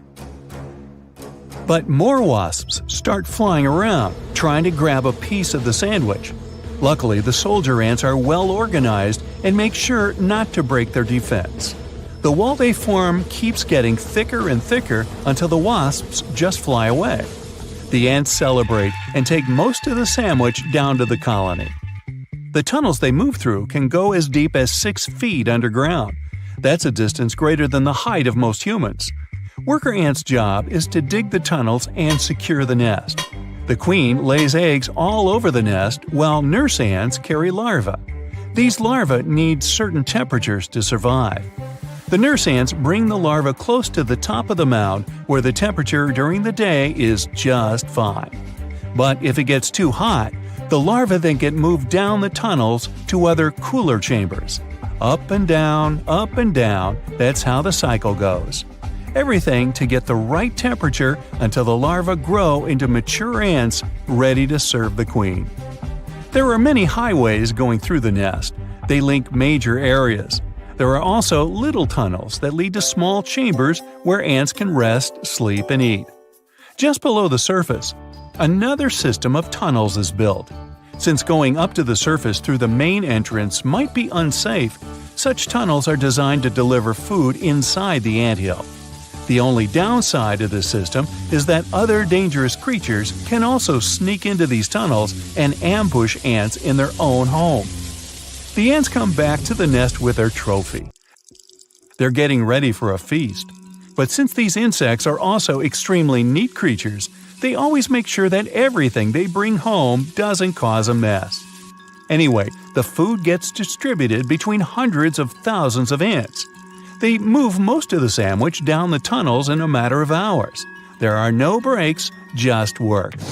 But suddenly, they feel the ground rumbling.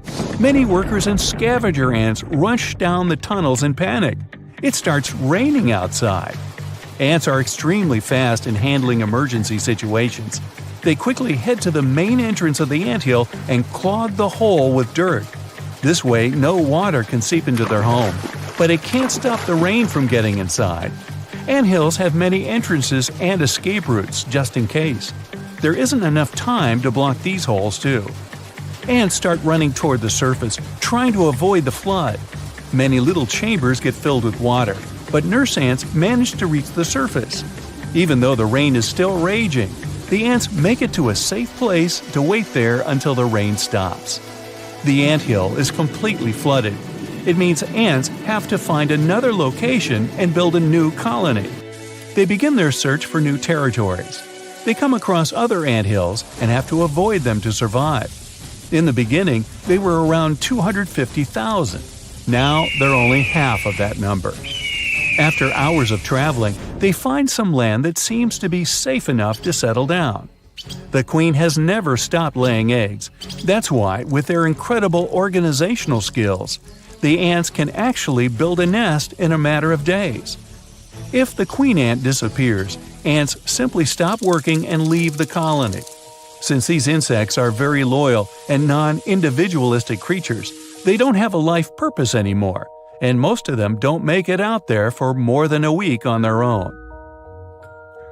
The first insects appeared around 400 million years ago. As for ants, they saw the light of day around 100 million years ago. They walked side by side with dinosaurs. They weren't the most dominant insect during that time. Giant dragonflies, cockroaches, and termites were actually the big fish in the insect world. But 60 million years ago, ants claimed the title of the dominant insect. There were more than 12,000 species living all over the world except Antarctica. This is it! You're about to be eaten by a vicious T-Rex. Any minute now. What you might not know is that you can literally outrun it. The T-Rex is a merciless hunter the size of a school bus with a strong tail and blades for teeth. But it's actually quite slow, moving at a mere 12 miles per hour. It's as fast as the gray squirrel is. You're zigzagging through the forest. The terrifying creature seems to be still miles away. But then, it bursts through the jungle and is suddenly right behind you. Okay, now you can panic.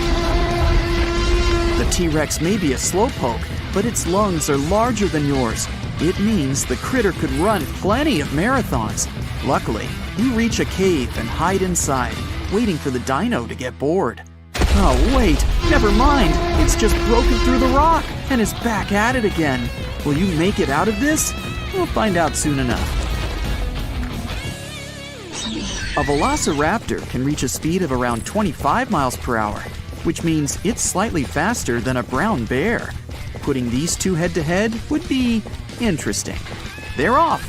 The velociraptor cuts through the air like a knife through butter, but the big fluff ball is galloping right behind the dino.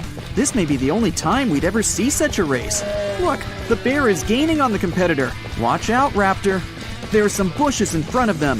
The raptor just leaps over them and continues the race, while the bear barges straight through the bushes and stops for some yummy berries. When it's done, the raptor is long gone. Many of these dinos can be compared to modern-day chickens and ostriches in terms of speed and movement. An ostrich can reach a speed of around 45 miles per hour. That's similar to the speed of its ancient cousin, the ornithomimid. That creature even physically looked the same. Long legs? Check. A small head and a slender neck? Check. Anyway, they're running as fast as they can. The ostrich is speeding its way through the field and attempts to push the dino ostrich to the curb. But it misses and loses its step. The dino continues to run and makes it deep into the forest. Player 3 enters the game. The Compsognathus is a two-legged creature. It has the face of a regular lizard you can find in your garden, but the physique of an Olympic athlete, and plenty of razor-sharp teeth. This dino can reach a speed of 40 miles per hour, which is just on par with a greyhound. Even though it's not the biggest dino out there, it's still fearsome. This creature is merely looking for something to eat. But unfortunately, its dinner gets canceled.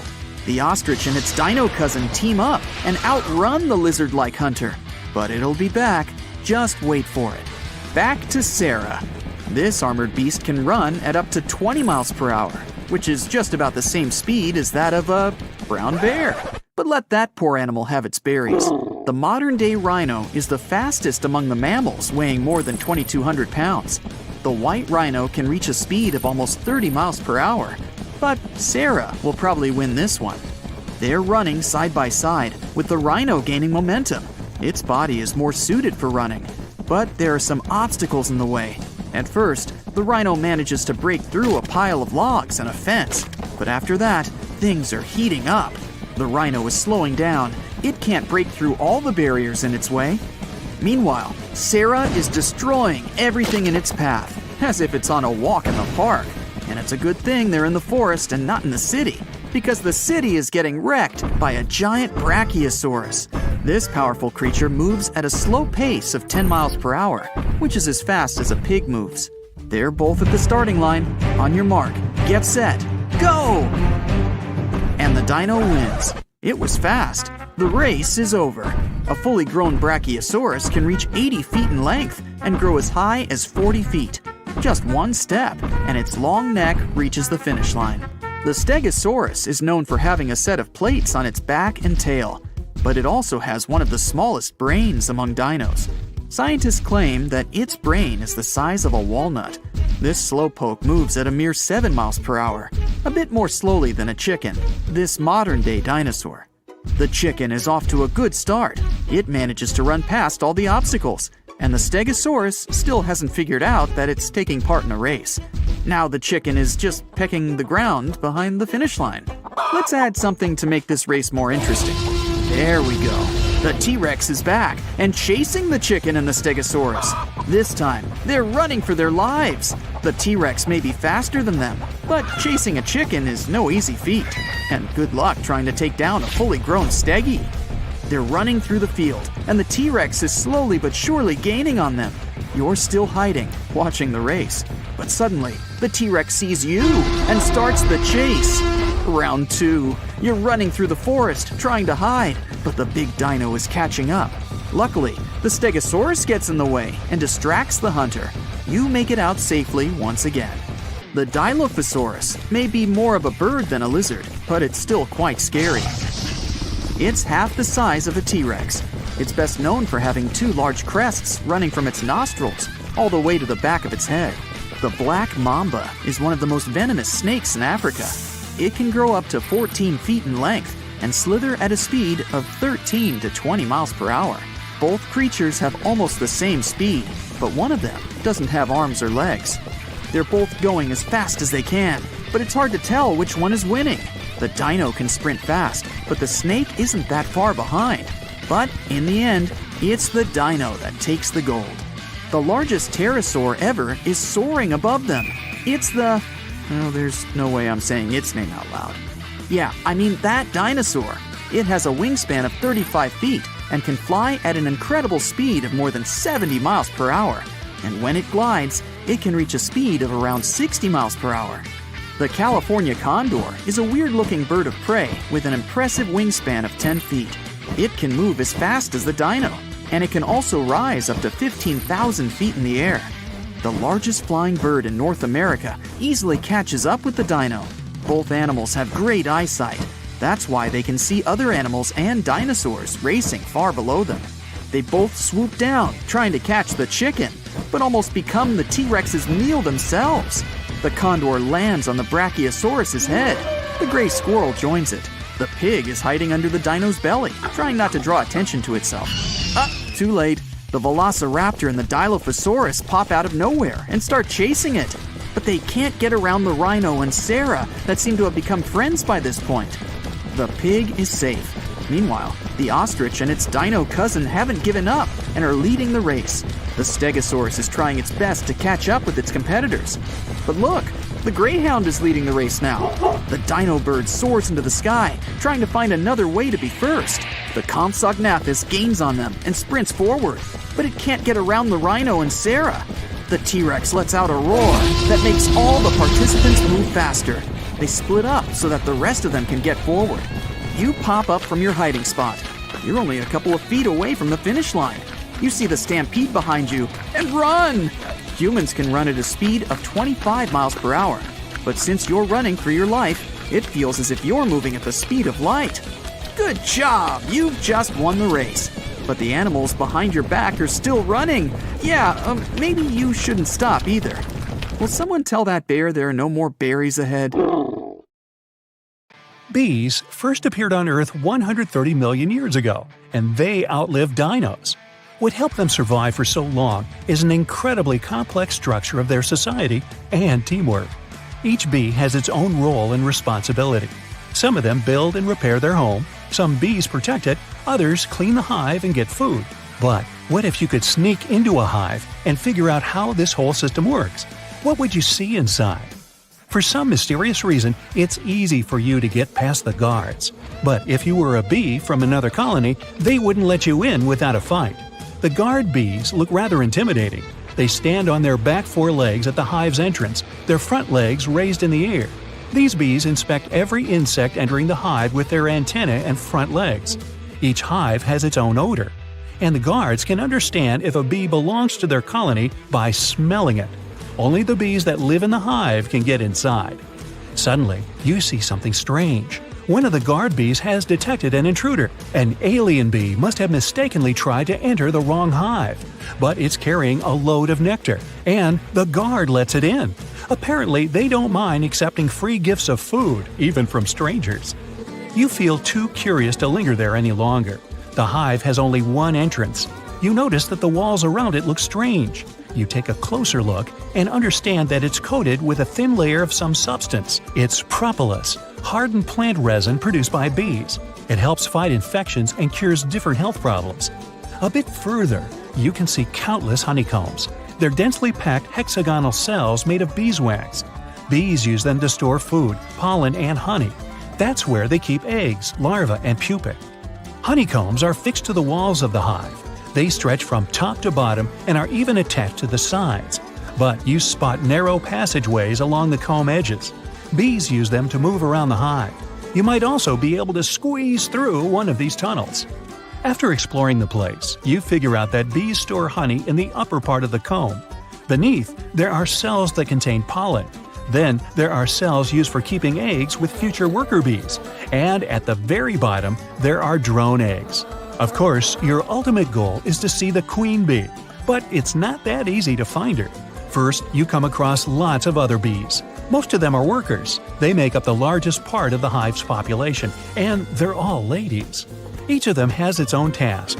The most common of them is foraging. You spot a bee leaving a hive and decide to follow it. The queen can wait a bit. You want to see how bees provide food for the hive. The bee is buzzing ahead of you. After visiting a couple of flowers, it suddenly starts wiggling while hovering in one place. Ah, that's the famous bee dance. That's how bees communicate. Once a forager finds a perfect supply of nectar, it starts to perform a very precise dance. It consists of a series of straight lines and figure eights. Throughout the dance, the bee is also shaking its wings. How long the dance lasts means how far away from the hive the nectar is. Every 75 milliseconds is another 330 feet to the distance. And how intense the dance is depends on the richness of the source of the nectar. The stronger the waggle is, the more nectar the bee has found. And there's also the angle of the dance. It shows the direction of the nectar in relation to the sun.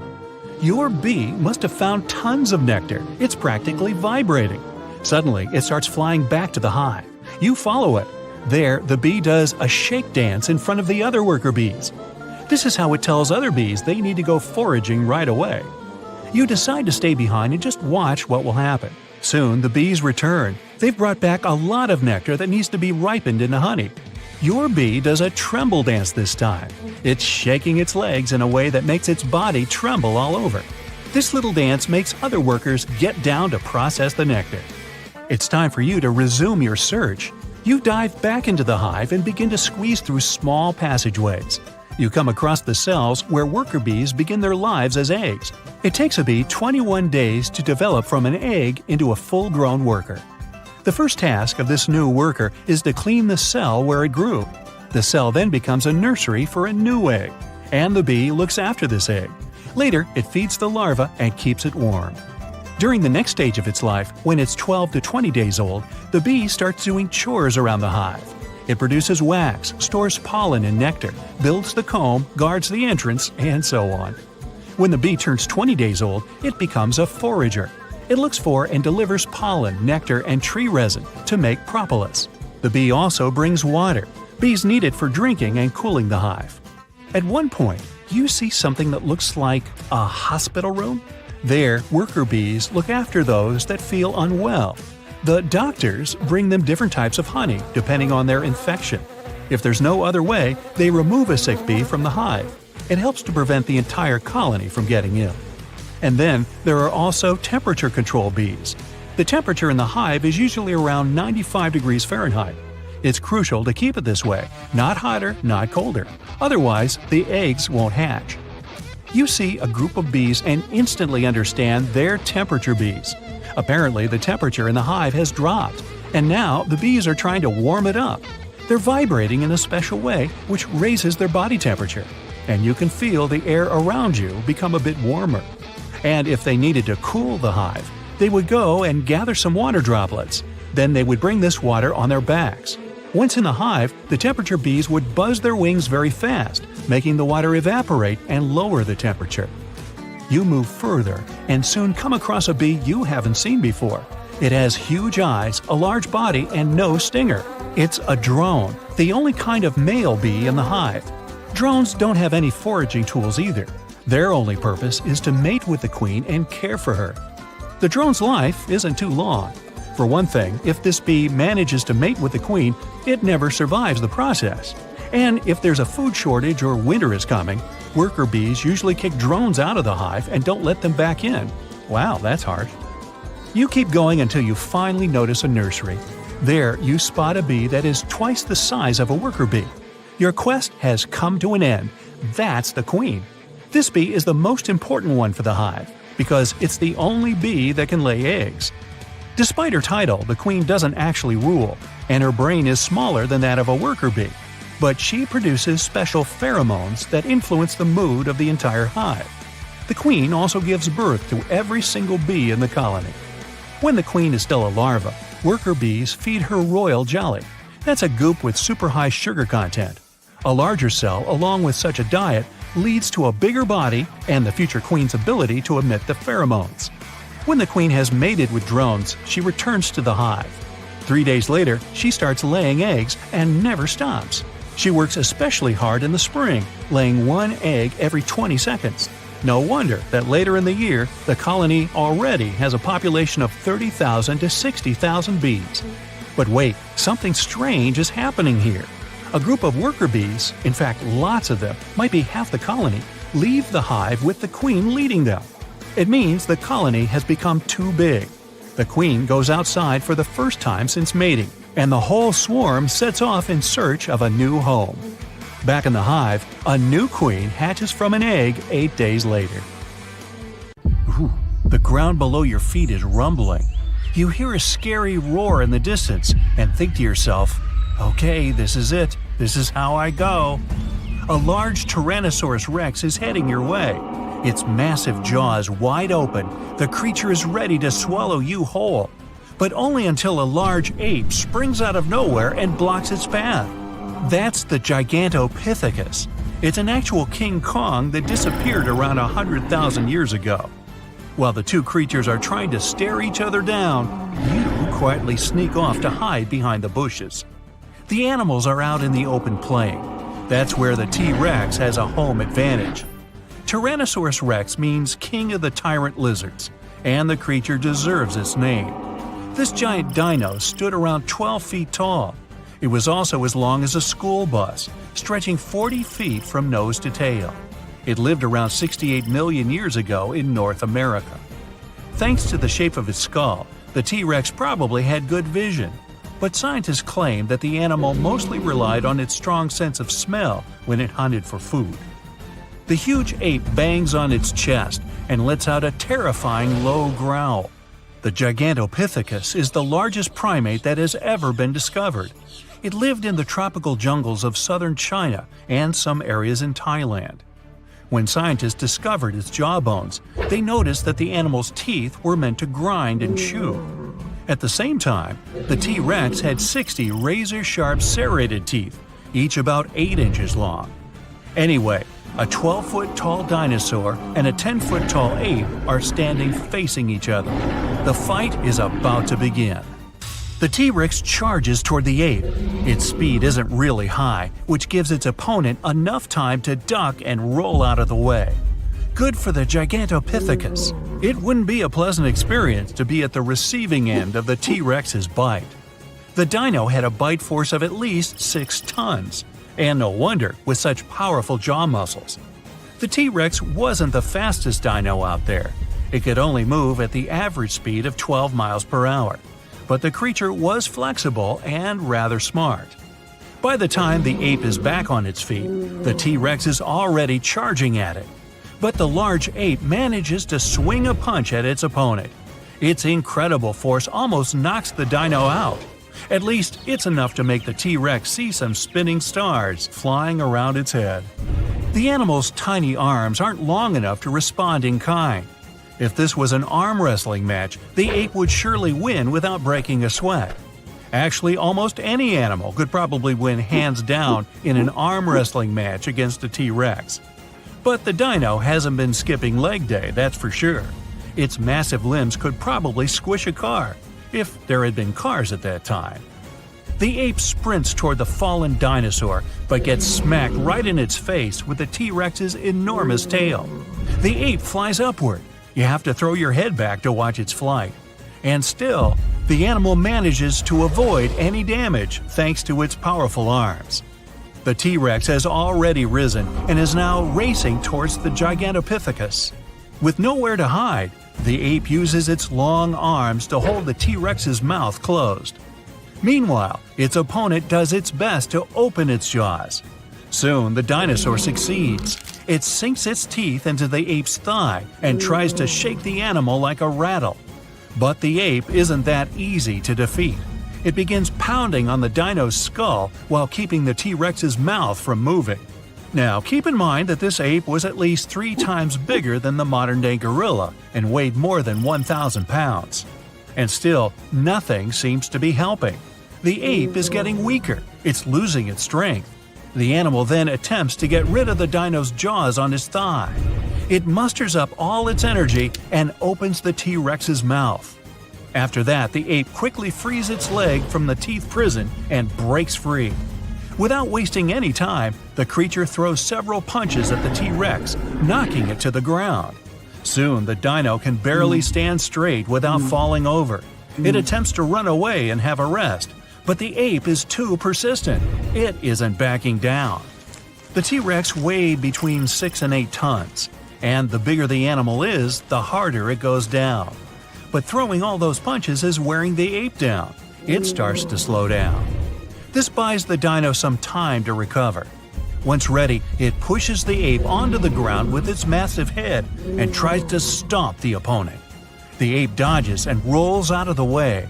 It even manages to grab one of the T-Rex's legs and flip the dino over. But the ape's arms have become weaker after the struggle. The T-Rex manages to get up and bites down on the ape's shoulder. This tires the Gigantopithecus even more. Without being able to use its arms, there isn't much the animal can actually do. It seems the T-Rex has won this round. You can use this small break to get away from the giant animals. You are now in the thick tropical jungle, and the humidity there is turning your hair into an afro. Suddenly, you see something large and dark lurking behind the trees. Out comes the Gigantopithecus. Just great. Not again. This time, the creature seems to be ready for whatever comes its way. You see the trees in the distance move like ripples on a lake. The T-Rex pops out. It also looks ready for action. All you can think about is, why can't I just have a normal vacation? So you find yourself a nice comfy spot to get out of the way. Even though the Gigantopithecus was a native of the tropical jungle, studies showed this creature didn't climb trees. The ape was too large and heavy to climb trunks and swing from branch to branch. Instead, it gathered food from the ground and was tall enough to pick fruit from trees, which was its main diet. Scientists know for sure that the Gigantopithecus went extinct during the Ice Age. Climate change wiped out all of its favorite foods, and for some reason, this species didn't take to eating greenery, such as grass and leaves. The T-Rex was definitely designed to eat meat. Its diet consists of basically anything it could get its tiny hands on. The dino hunted animals and other dinosaurs, but it wasn't above scavenging. Oh look, they're at it again. But this time, it's the ape that has a strong home advantage. Even though it can't technically climb trees, it can easily squeeze through bushes. It also knows the jungle like the back of its enormous head. And the T-Rex has troubles navigating through the dense jungle.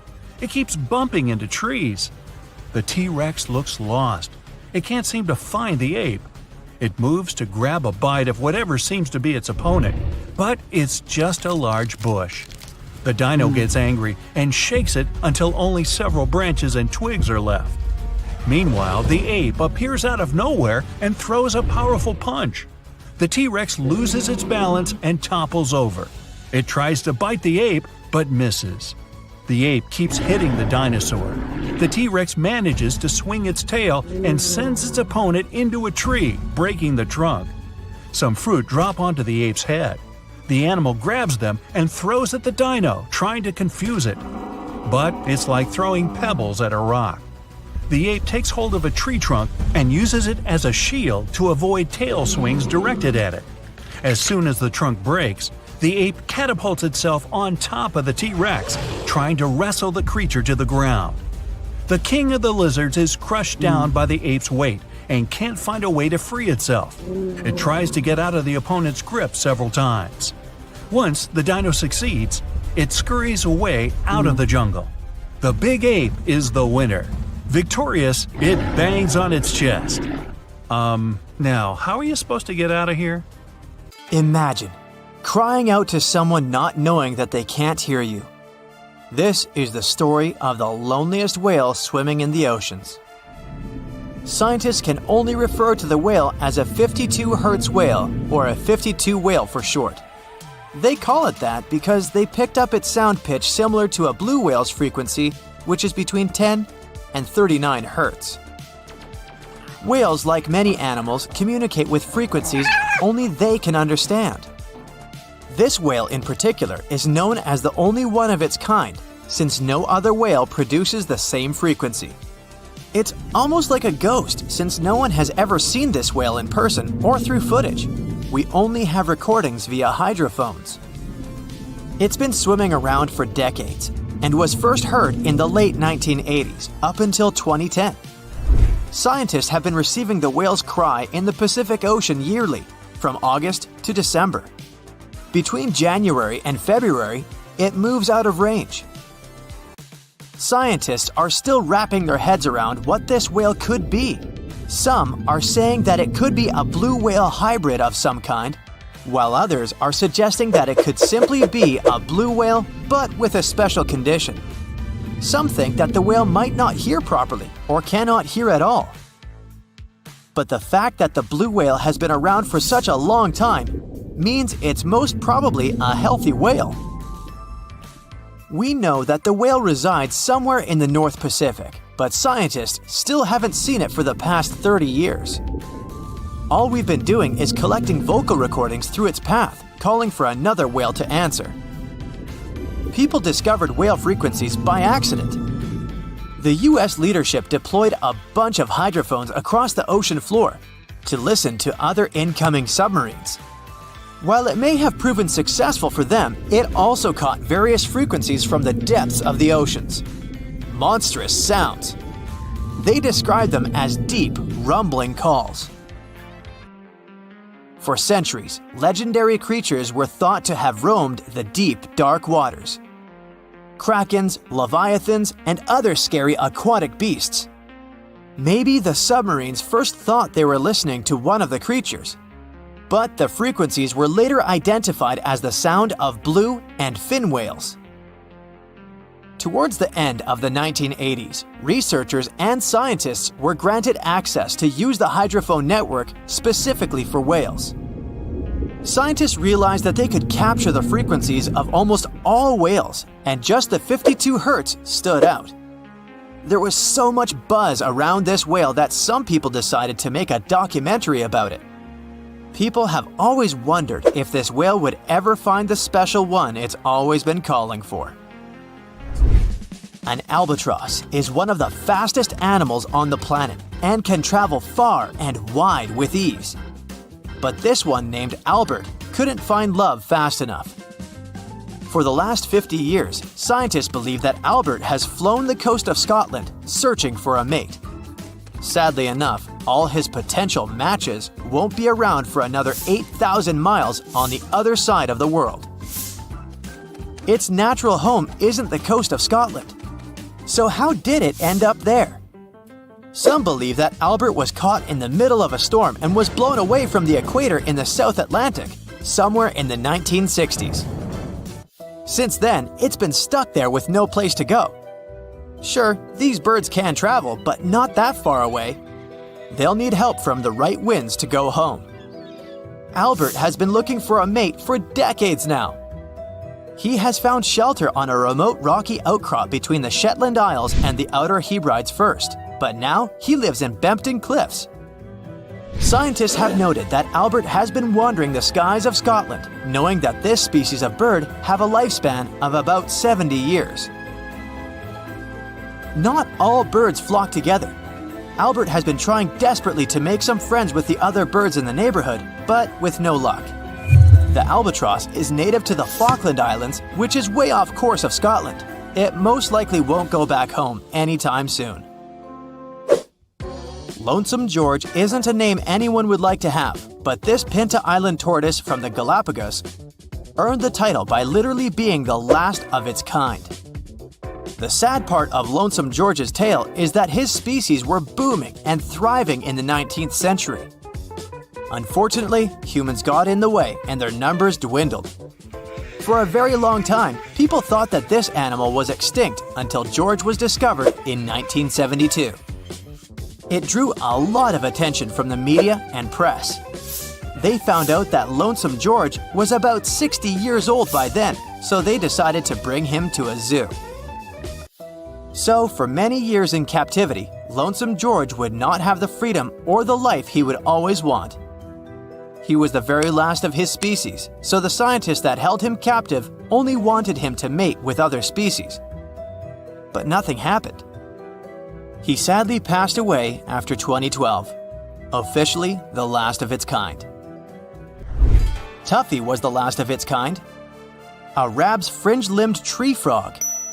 This species used to live freely in the rainforests of Panama, gliding from tree to tree. Just like Lonesome George, they took Tuffy into captivity to protect it from predators and from an infection that wiped out the rest of its kind. He was placed in a botanical garden in Atlanta in a gray shipping container. He passed away in 2016. One of the saddest parts is that Tuffy stopped calling for a mate since it was placed in captivity. Either he knew he was the last of his kind somehow, or that he was in a container. He also never responded to recordings of female frogs of his kind. Maybe he also knew those were fake. He went out strong and became a legend among frog enthusiasts.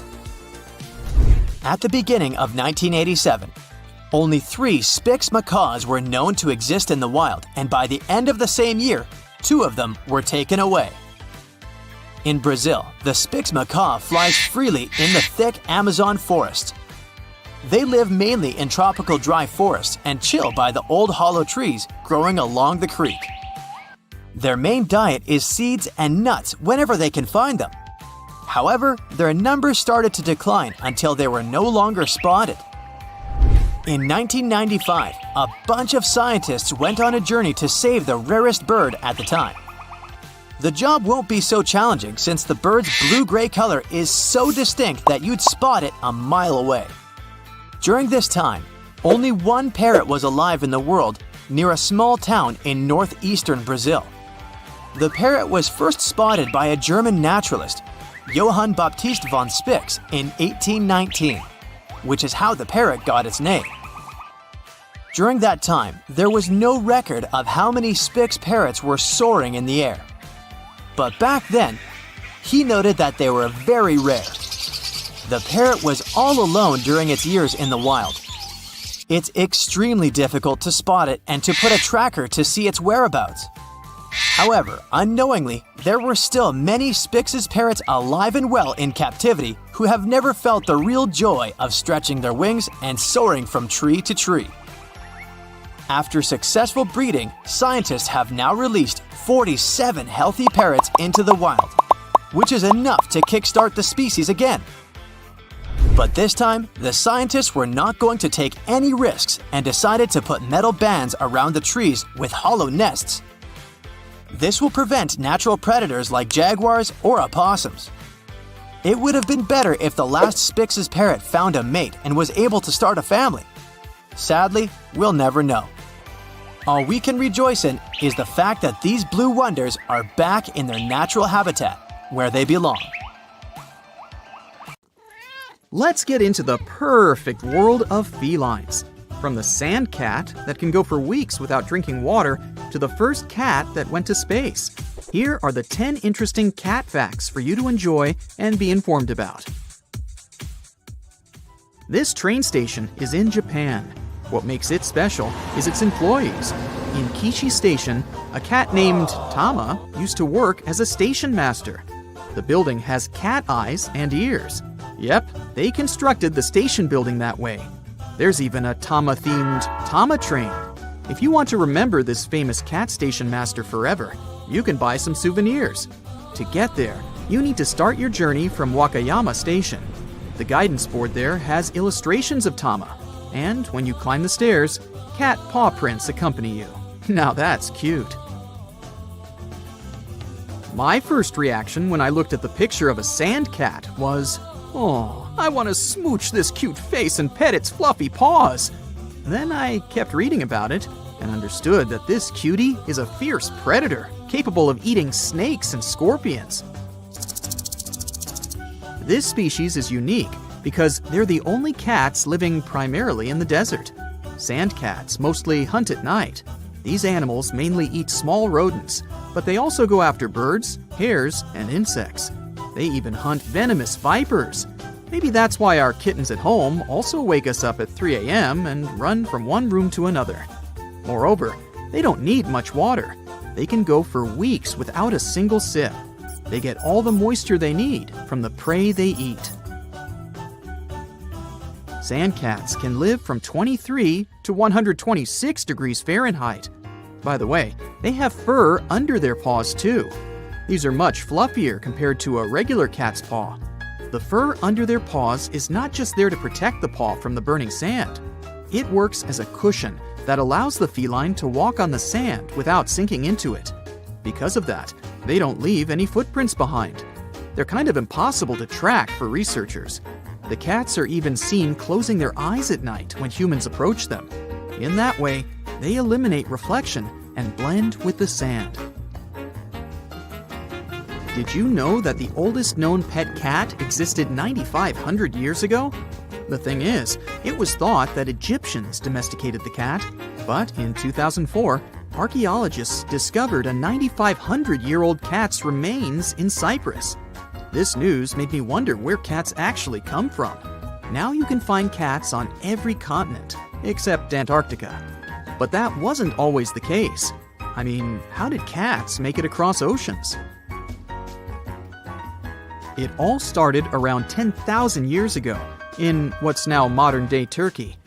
DNA analysis says that this is where cats' wild ancestors originated. Humans kept wild cats because they were useful for rodent control on farms. Agriculture started developing and advancing all over the world, and cats got involved too. As I said, they first reached Cyprus. Imagine you live there and haven't seen a cat in your entire life. And then one day, you meet them. This is what happened globally. Over the next 1,000 years, cats entered Bulgaria and Romania. Then, in 800 BC, cats made their way to Egypt. In Egypt, things escalated quickly. Cats became an object of worship. From there, the Egyptian cats spread to the world of the Romans and Vikings.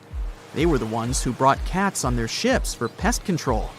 Cats became super popular and traveled the world by ship. They were seen in all of Africa, Europe, and Asia.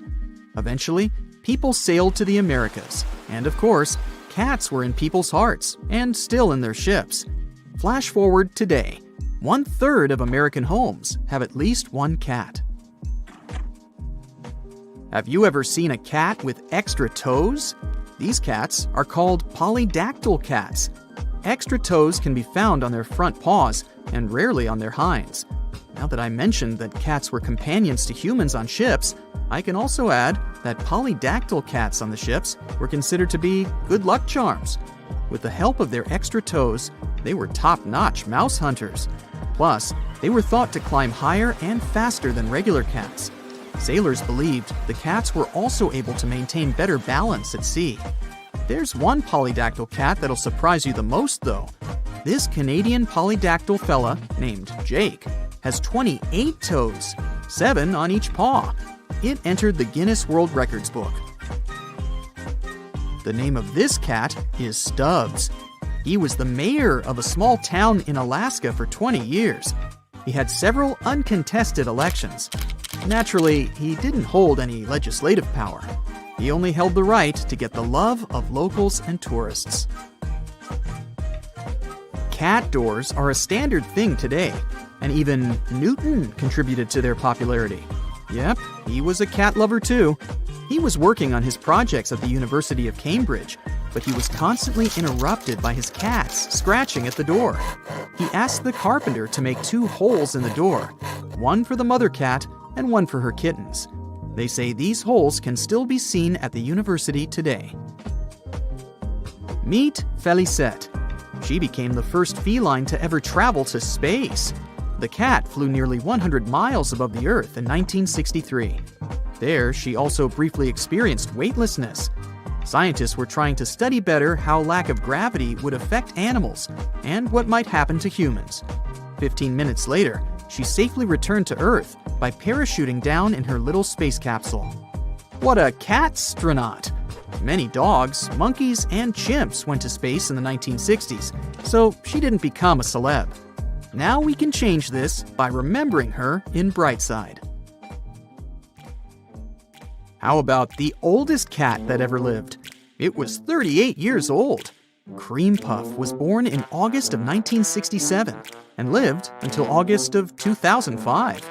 What's even more interesting is that his owner, Jake Perry, actually broke his own record, since he had owned the world's oldest cat before Cream Puff, too.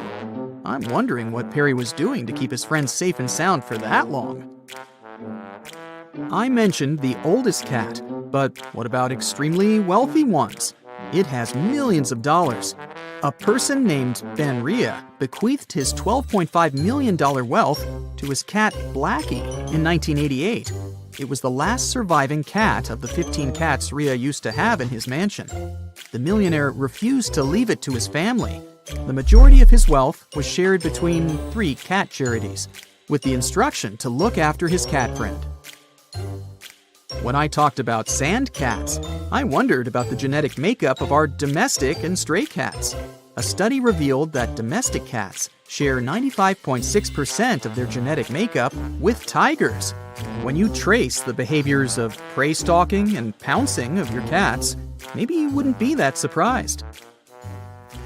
It's thought that cats go crazy for catnip, but half of the world's felines don't respond to catnip. Scientists still don't know why some cats love this plant, and others don't seem that interested. They discovered that catnip sensitivity is hereditary. If a kitten has one catnip lover parent, there's a 1 in 2 chance that it will also like the aromatic herb. Did you know that cats developed a special type of meow to communicate with humans? They generally use this tone to get their way with humans. This sound is irresistible for people because it's a combination of purring and meowing. Interestingly, the frequency of this meow resembles the cry of an infant. That's why our brain tries not to ignore it. Cats probably feel like they have already conquered the whole world. Now they can chill. Maybe that's why they spend 70% of their lives sleeping. This is roughly around 13 to 16 hours a day. They spend the rest of their time being adorable and impish. That's it for today. So hey, if you pacified your curiosity, then give the video a like and share it with your friends. Or if you want more, just click on these videos and stay